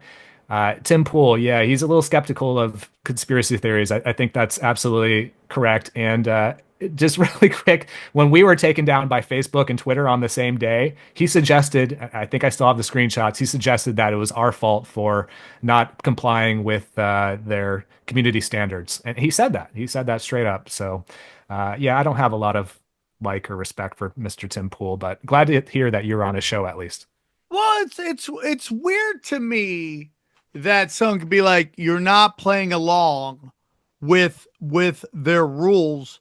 If you're like, the rules are they're hiding the truth. Like we are the product. We create the social media. They need us. We don't need them, but we've been corralled away from, again, the golden era of websites. Oh, you got to have a website. Well, I know people that don't even have websites. They just go to my Instagram, go to my TikTok, they corral us into this because it's convenient. Sure. And that we abandon everything else. We abandon the rest of the internet for convenience, But then to say, hey, dude, you're spending this whole thing about misinformation. It's like Gulf of Tonkin was misinformation. Yeah. Weapons of mass destruction was misinformation. The story of 9/11 is misinformation. All of it is even before you get the weapons of mass destruction. The story that is told to us about 19 Middle Easterners hijacking a plane in which nobody does anything. If you're like, dude, you're hijacking this plane, I'm going to fuck you guys up. I'm going out anyways. I'm going to fuck you guys up. Right? But nobody did that. They are too busy making calls. Come on. It's so stupid. And then Michael Churyov, whose father is a Talmud scholar, and his mother was a part of something called Operation Magic Carpet, in which she smuggled Zionists out of other countries into Palestine. And he's the one who's like, hey, get all these dancing Israelis, send them back to Israel. Yeah, you don't think there's something there? Sure. You're so worried about the slippery slope to goose stepping that you're okay with a genocide going on in Iraq? Right? It's just like, it's absolutely insanity to me. So we have these people that lied, and it's like, it's so memory hold now. It's so crazy to me. That's memory hold. And you know what's interesting to me is, like you said something earlier about suddenly your Facebook is picking up. Yeah. I, out of nowhere, suddenly have 3 million views on my Instagram. I don't know where those views are coming from. I go and I try to coordinate, what is the video that's getting all the views? I can't find it. So I know they lie about numbers. I've caught them so many times lying about the video numbers. I wonder if that's it too. Because I don't have anything that has a bazillion views that would warrant 3 million views in 30 days. Sure. But I'm with you. They're starting to let me dance they're letting Daddy dance just a tiny bit. We'll see if this new duck is what he said. I don't trust him as far as I can kick that lizard, but it's interesting. Let's get into real quick your book. You are doing a kids book. Yeah, well, we published it last year. Thanks for giving me the opportunity to talk about it real quick here. We spend a lot of time, a lot of effort. I've never made a children's book before. It takes a little bit more energy and than you would expect. But no, we did release last year in April a book called Little Free Thinkers. Oh, it's not going to be able to. Little Free Thinkers Know Your Rights. I guess I got the blur on. You kind of hold it in front of yourself. Maybe pull it back. Yeah, there you go. There it is. There we go. Little Free Thinkers Know Your Rights. And it's a labor of love. We spent a lot of time working on it, as I just mentioned. And, as we've been in the police accountability realm for a decade plus, we've covered a lot of stories about kids who were, arrested or had their rights violated. So it felt like a good time to write a children's book about knowing your rights. And it was definitely inspired by the Tuttle twins. I don't know do you guys have kids? If you guys have kids, you probably know of the Tuttle Yes. twins. Which Tuttle one's the twins. Tuttle twins? Yeah.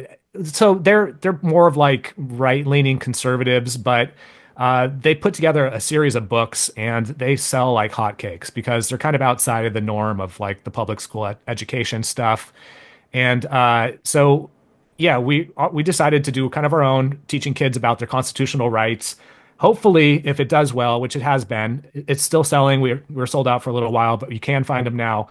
But this will be the first in a series of many books similar to this. So that's a plus if it continues to sell. But the book was written after this individual right here, who is actually a real life whistleblower cop. She was fired from her department, so we wanted to make her the main character. And yeah, it just more or less teaches kids about due process, free speech, the First Amendment, the Bill of Rights, probable cause. And I would say it's probably geared towards kids more like ages 6 to 10. So yeah, guys, check it out. It's at littlefreethinkers.com, and there's sample pages over there. Yeah, give your kids a foundation of liberty. There's so many other people that are putting different ideas and thoughts into their mind, propagandizing our children. So why not do it yourself with a foundation of freedom and peace? So Yeah, I have a children's comic book called The Chaos Twins. It's based on my daughters. Nice. They're turning 5 soon. Can't believe it. And we watched these things. I remember watching YouTube, and there was a guy trying to teach kids how to do sorcery. I'm like, okay, all right. Like YouTube, is this okay for kids? If you say no, good luck on being seen anywhere, right? But then you're like, oh, why is this drag queen reading to the children? And again, I have no listen. I'm a live and let live guy. I think when we become Puritans about sexuality, we allow blackmail to happen. And if someone's doing something with a consenting adults in the privacy of their own home, it's none of my business. Absolutely. I don't care what you're doing. It does not matter to me. Okay. And if it's a religious or spiritual, that's between them and God. God gave free will. Don't get mad at me. I'm trying to live the best I can. I'm a knuckle dragger weirdo. Okay. I'm trying to do the best I can. I make no illusions to that. Okay. But there's no reason why a man dressed like a truck stop hooker needs to be reading books to kindergartners. It's just there's no logic to that. Again, common sense says that's algebra, and these kids are trying to learn 1, 2s, and 3s. Sure. And it's submissive. I mean, it's subversion. It's subversion. And the last thing I want to say, then we'll let you go, is that I'm on this kind of thing on Instagram where I got 3 million views, which is the most I've had since they gave it back to me when I had to pay $3,000 for my Instagram back.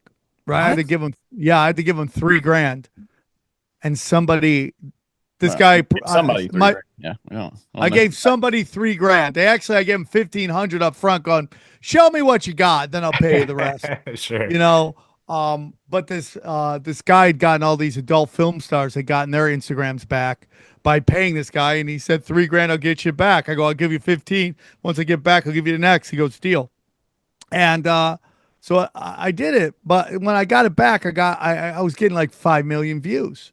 And then of course, because I just can't play nice in the sandbox, I wanted to press Instagram. So I started taking videos that were getting hundreds, if not millions of views, which I thought were politically incorrect, right? Like Instagram has signed off on that.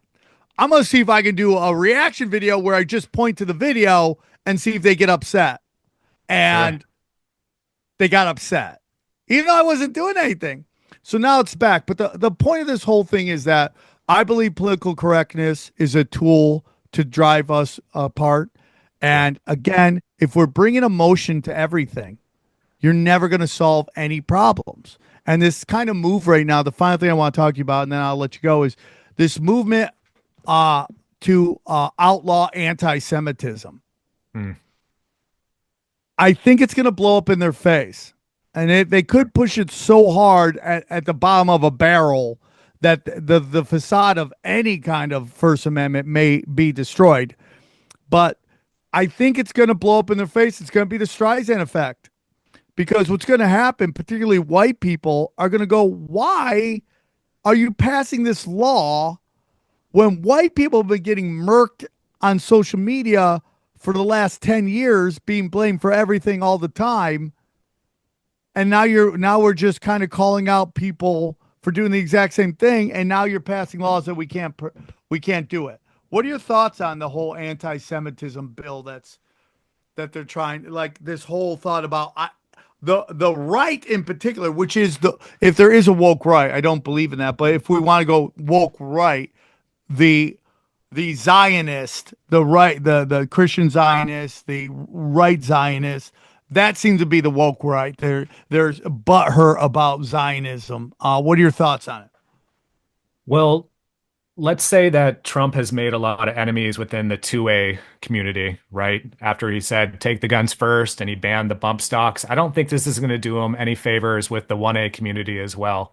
And believe it or not, there is a pretty vibrant 1A communities, particularly on YouTube. I don't know if you guys ever watched the YouTube First Amendment auditors that are on there. They're basically like cop watchers, but they go to all these different various governments, institutions, and installations, and they basically just have their cameras. They film any type of government employee or official or even police who show up, and they often expose that they don't know their own laws. And I don't mean to get too far off on that tangent, but I say all that because there's this saying within the 1A community, the auditor community, which is our rights trump feelings every single time. Your rights always are more important than somebody's feelings. And I feel like that's exactly what's happening right now with Trump, is that he wants to try to make the Zionist faction of his regime and potentially, yeah, other people, Israel supporters, feel like they have a safe space in the U.S. so that they can't have their feelings hurt with any types of critiques or criticisms of what the Israeli government is doing. And here's the kicker. I looked it up when Trump first signed that executive order. Anybody within the country, they don't have to be a citizen, has the right to freedom of expression. You don't have to be a citizen. Anywhere within the borders and boundaries of the U.S., you have the right to the First Amendment, to freedom of expression. So he's basically turning that on its head. And, you know, unfortunately, the people who should be speaking out about it, the right conservatives, are too busy licking his boots and, cheering him on. So that part of it is entirely frustrating to me. It's certainly not going to paint him very well in the annals of history.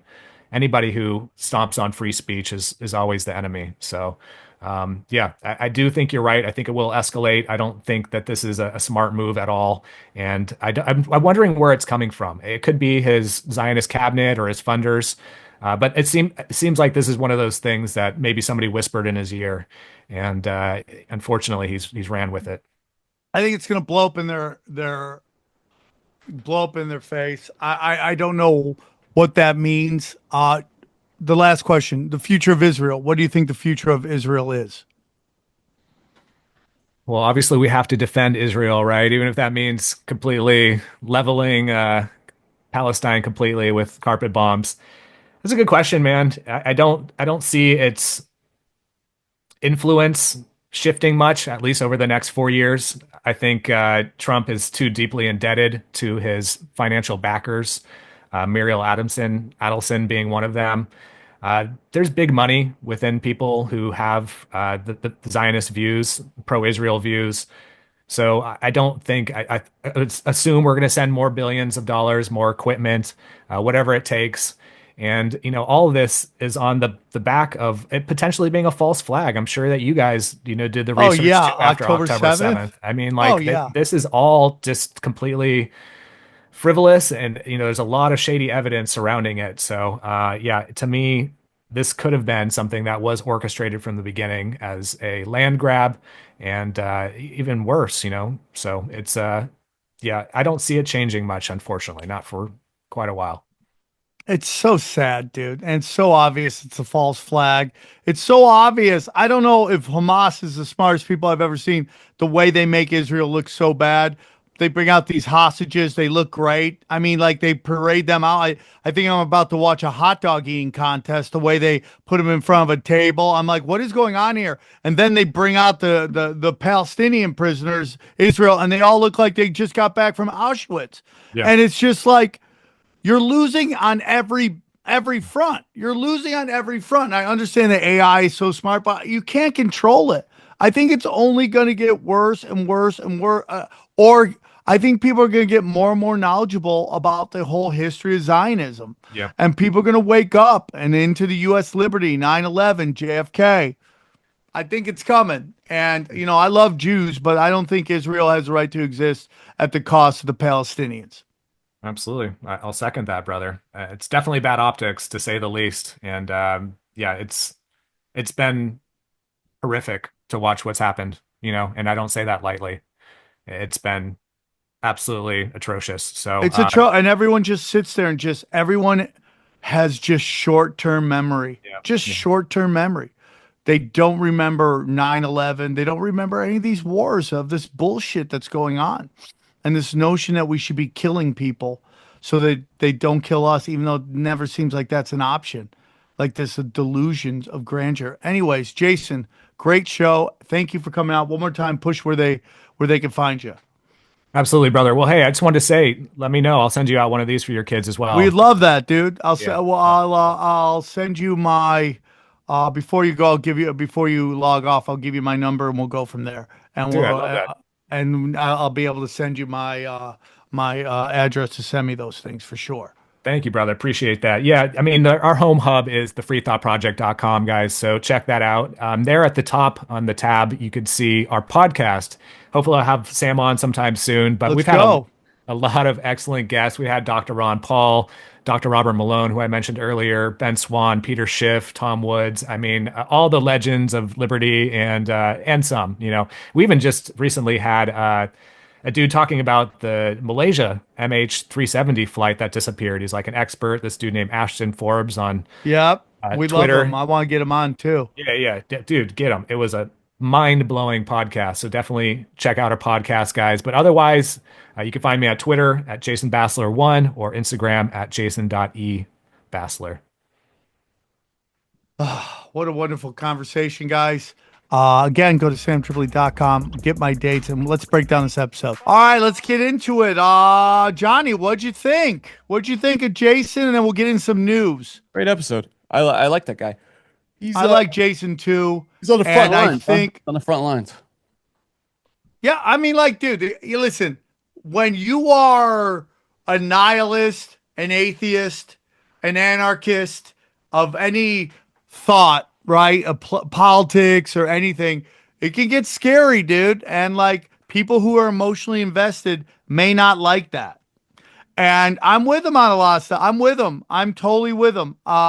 Again, the drug discussion is a real discussion because ultimately you should only be in jail if you're violent, committing violent crimes, or threatening violent crimes, or stealing.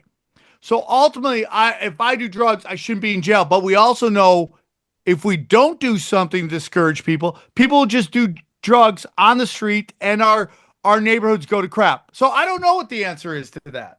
I mean, the answer is you kind of touched on it, but the answer is, and we've seen this even in like rat studies, you know, where they administer drugs to rats. You'd have rats that were alone would do this cocaine water until they killed themselves, and then if they were with other people, with a community, they would not.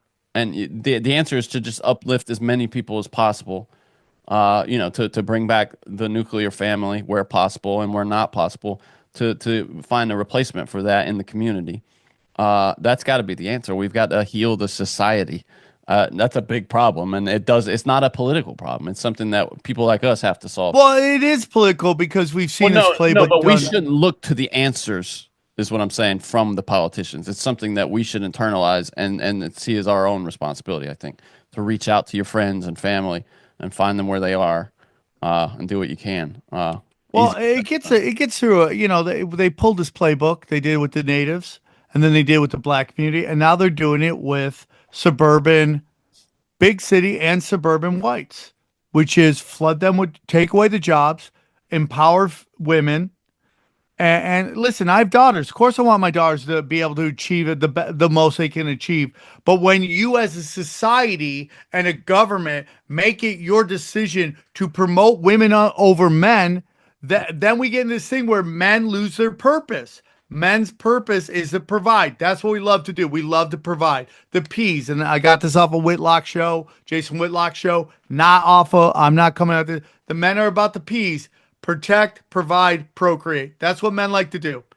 And once you take away a lot of that stuff, it really is crazy how desperate and lost men become.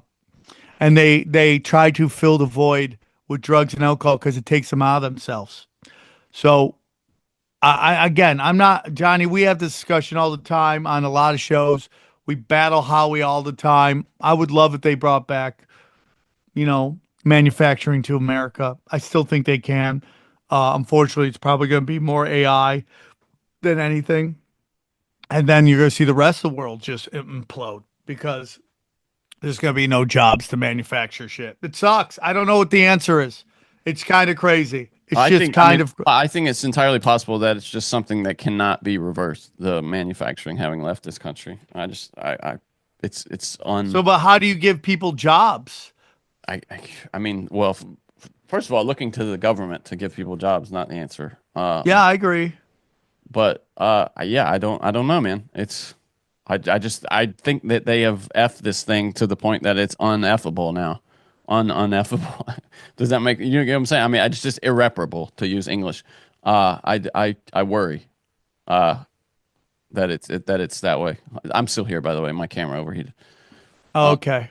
I like it. This should be the whole show. Even if people are on the show, it should just be on me as I talk and listen. This should be the show. Hi. Oh, great point, Jason. That was great. I wish you guys could see how he looks, but the show's just me. Maybe we should offer, Johnny, just an option where for $5 a month you could just watch me watch the show. Oh, like LeBron Cam, where they have just LeBron Cam, a Sam Cam, just a Sam Cam, where I just like. That's premium. Yeah, that's premium. That is premium, Johnny. Johnny, that is premium.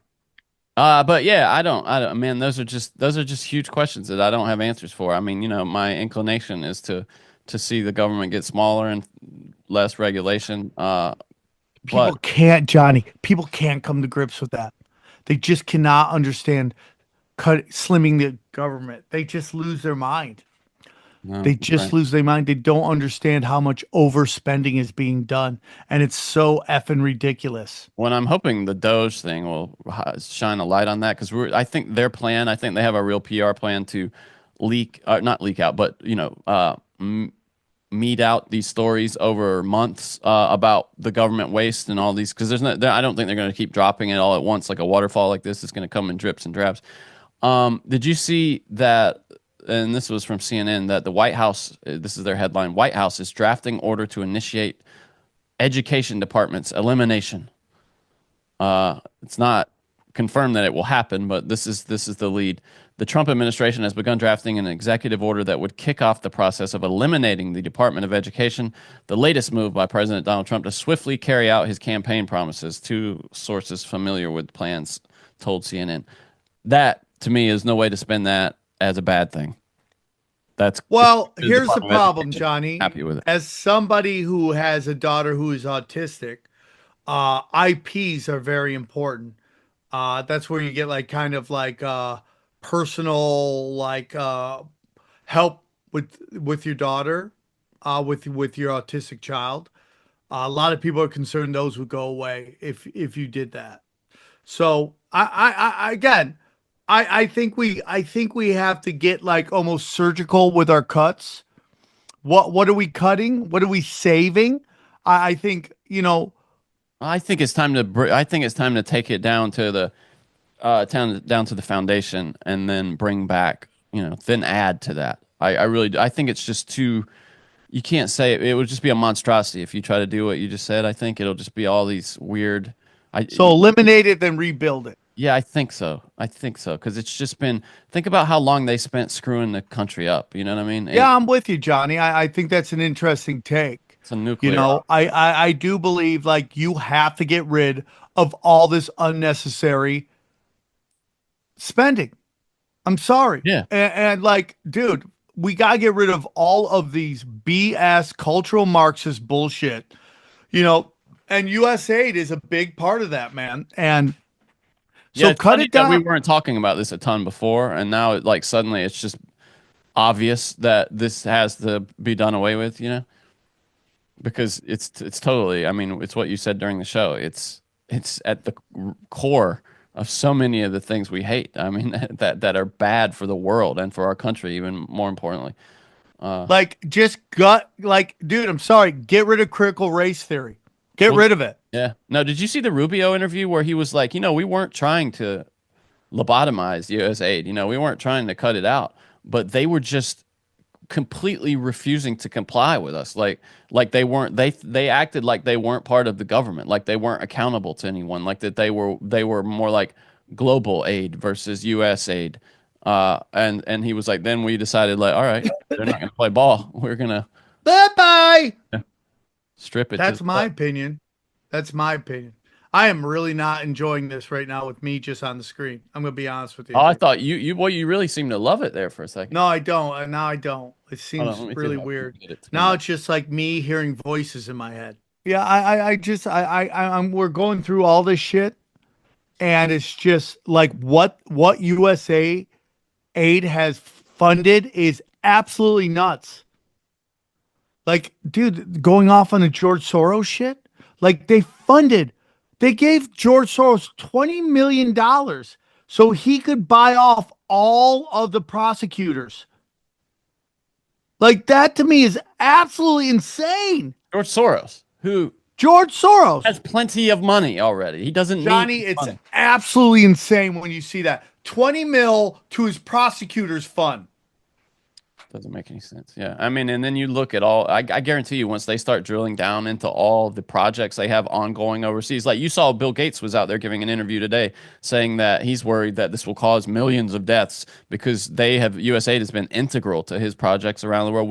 I guarantee you when they start drilling down into all the things that they've got their hands in, it's going to be, we're going to be like, why weren't we? We are going to be shocked to our core at what the Fed has funded through USAID. Yeah, I think so. Everything you hate has been funded through USAID. Terrorism, domestic political politicians. Like, Johnny, let's say you get 20 mil to this George Soros, right? This fund for prosecutors. You take, and let's say Soros throws another mil in, so it's 21 mil. You could find 7 of the biggest cities and throw each of those prosecutors who are going to do what you want, which is complete and utter chaos, $3 million to win their election. That changes the game on a local level. Of course it does. Yeah, of course it does. Yeah. No, man, it's what Jason brought up was also interesting because he talked about how we might be going from one form of bad government to another. When you think about now Trump introducing the sovereign wealth fund, which could that's scary. Another form of this, though. It could just be, hey, we're getting rid of this, and now we're introducing a sovereign wealth fund to do the same things, but just with a different agenda, maybe. Then the government buys TikTok. Kind of creepy, right? Yeah. It's super creepy because the government is going to run it. And then if the government's running it, what about my free speech, bitch? Oh, yeah. I mean, forget about it. It ain't happening. No. Chaos, dude. But I'll get rid of that. I know they want to absorb USAA into the the defense budget, which isn't a good idea either, right? Because then you're just going to be funding terrorist groups all over the country, all of the world, so you could go and fucking bomb the shit out of them later. I will say one thing out of defense that I did like was did you see that they are going to start first of all, why journalists need a permanent home in the Pentagon, I've never understood, but for a while now in the Pentagon they've had office spaces for certain publications, and for the first time Trump has said that they're going to rotate some of them out. So you've got like NPR being and a lot of these like left leaning, I think it was like the Times maybe and a couple others are getting rotated out for more like One America News and it was Breitbart. Breitbart's going to have an office now in the Pentagon. Isn't that crazy? Well, it's interesting that he's letting all these independent people come into the press conferences now, which is I think is important. I think that's important. But yeah, I don't know why journalists need an office. I don't get it, dude. It just leads to you being in bed more and sympathizing with the people you're supposed to be covering. It's a big. Yeah. It's like the journalists flying along with politicians. It's never, they get more inside intel that way, but they also end up just being friends with them and not wanting to tell the truth. Well, and kind of buying into the hype. Do you know what I mean? And that's the worst thing. That's the death of journalism is when you start buying into the hype. Yeah, it's crazy. So again, I like things Trump's doing. I also look through it through a lens of guarded optimism. I'm not going to get fully excited. I'm going to support him. If he gets rid of the Fed and the IRS, come on, dude. Let's go. If you get rid of the Fed, the IRS, and USA, come on. Is he not having the greatest 2 months of all time? Absolutely. Now, do I think he will, now that it seems like the tariffs were just a political ploy, because it seems like they're not happening now, at least with Canada, do I think we could get rid of, they'd have to cut a lot, man, unless they just want to increase the deficit, and they're okay with deficits.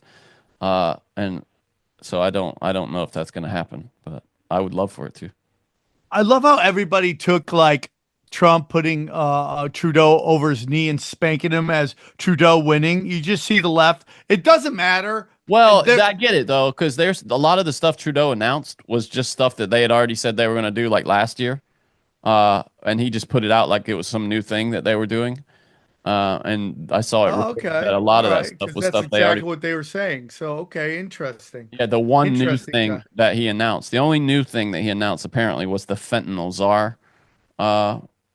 Whatever that means, just one person. Well, isn't that crazy that we all thought a lot of the fentanyl is coming from Mexico, but it's really coming from Canada, or a big chunk of it? Never would have guessed that. Yeah. Never would have guessed that. Yeah. Never would have guessed that, dude. And that they're labeling the cartels terrorist organizations, which I find. How do you feel about that? Yeah. I don't know how I feel about that. You know, because something must be done about. I mean, they're just running roughshod over Mexico. Well, dude, they've completely corrupted Arizona politics. It's crazy. Yeah, that Katie Hobbs is like, she's taking money from them in like shady property deals. This is what we got to shut down. Like, listen, our government's corrupt, but I want our politicians to be the corrupt ones, not some cartels telling our corrupt politicians what to do. Because they will. We know one thing about our politicians: they will do whatever the party tells them. Bro. Yeah, they are OnlyFans getting 1,000 guys running trains on them. Whores. It used to be, that I can't remember. Remember that FBI guy that got killed by the cartel, and then the American government kind of went flip mode on the cartels for a while, and then it became a rule after that. I can't remember the guy's name. That you don't mess with feds, right? But I think we may see that kind of, that gentleman's agreement between the two organizations ended here, and then things could get really ugly. So you think the cartels could go after U.S. government people? I mean, why not, man? If it really gets to that where they're desperate, Well, it's going to be the CIA versus the U.S. military. That's the craziest part of all this is like we're paying both sides. It's so crazy to me. Yeah, no, you're right.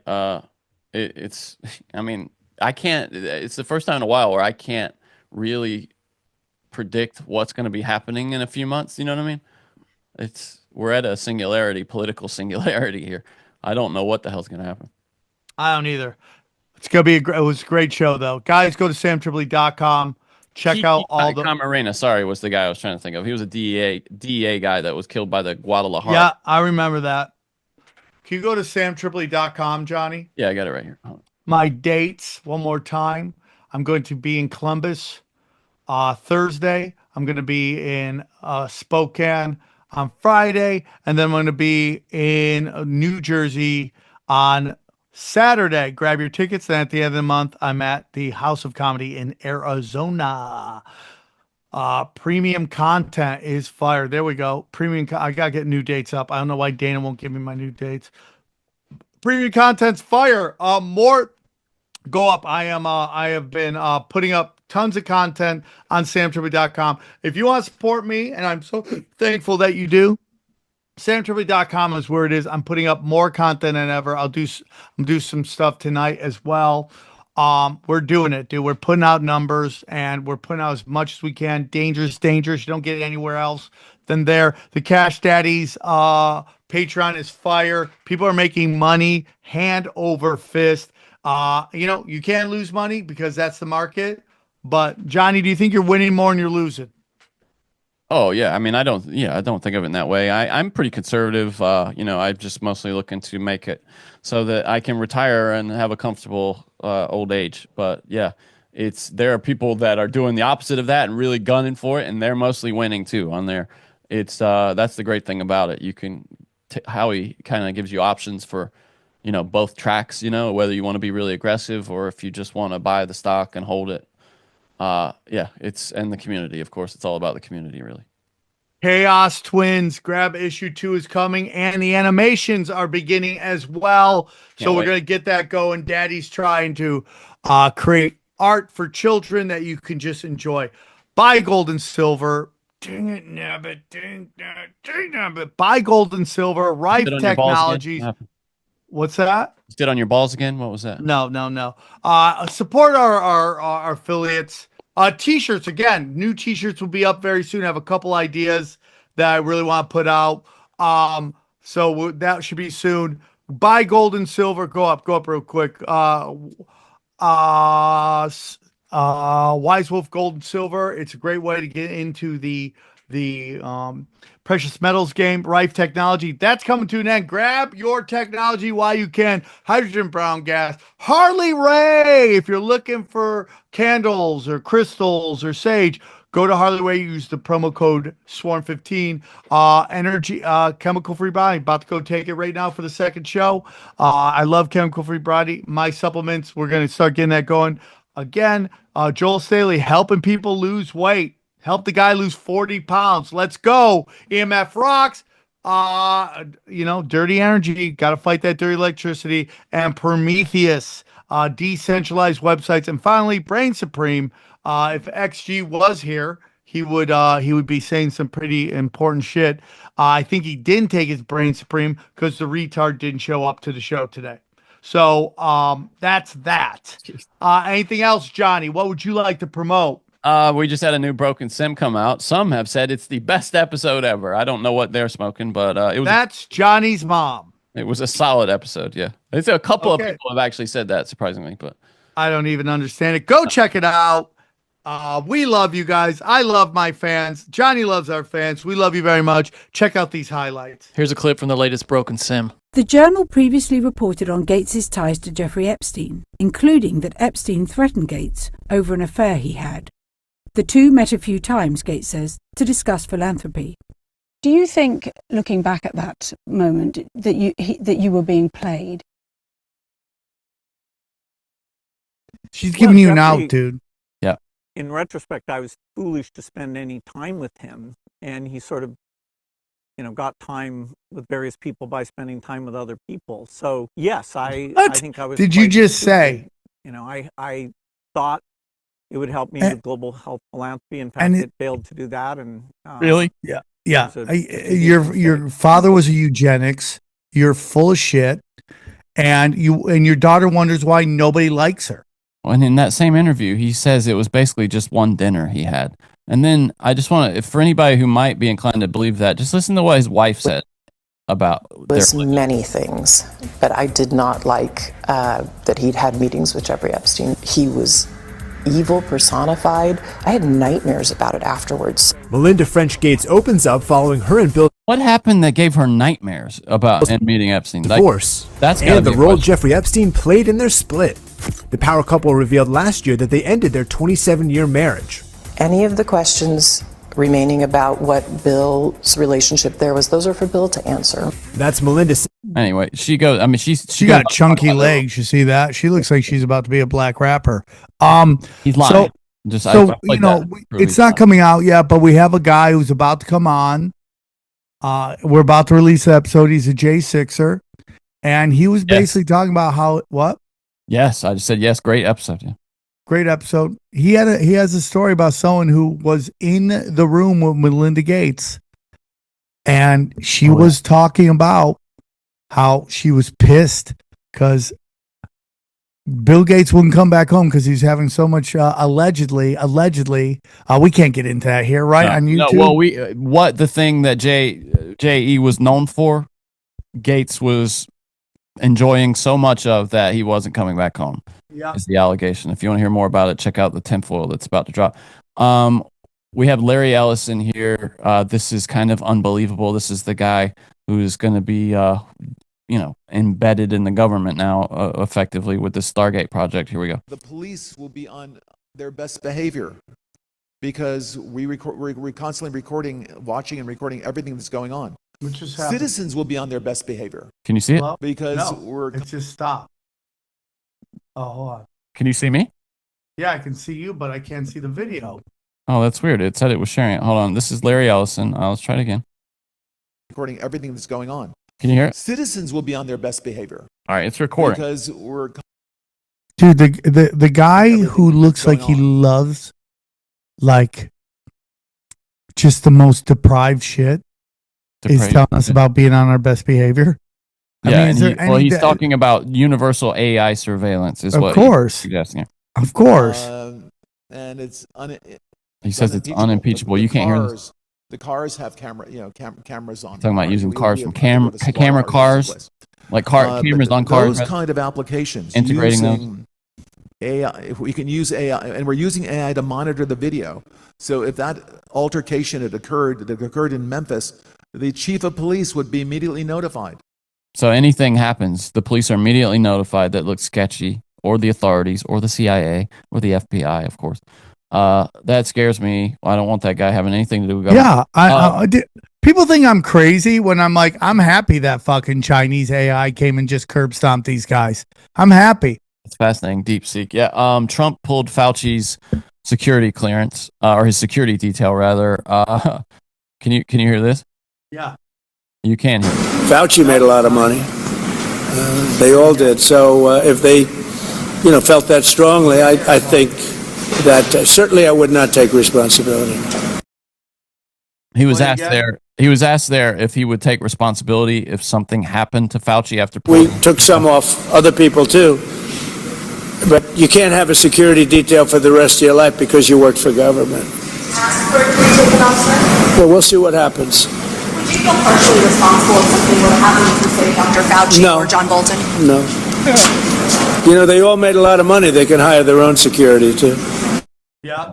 I just think that's wonderful. If you're so right, why do you need security? Why do you need a pardon? Why do you need a pardon if you didn't do anything? Yeah, I don't need a pardon, but you took it. Yeah, plenty of people. There are people. Dave Smith pointed this out that did not accept them. They didn't feel they were necessary because they didn't do anything wrong. Yep, I agree. If you'd like to hear the rest of this episode, subscribe to Broken Simulation in your podcasting app, or check us out at youtube.com/SamTripoli. We go deep, homeboy. Aaron, open your mind. Drink from the fountain of knowledge. There's lizard people everywhere. That's some interdimensional shit. Wake up, Aaron. This is only the beginning. Dude, You just blew my mind. Tinfoil hat, tinfoil hat, tinfoil hat.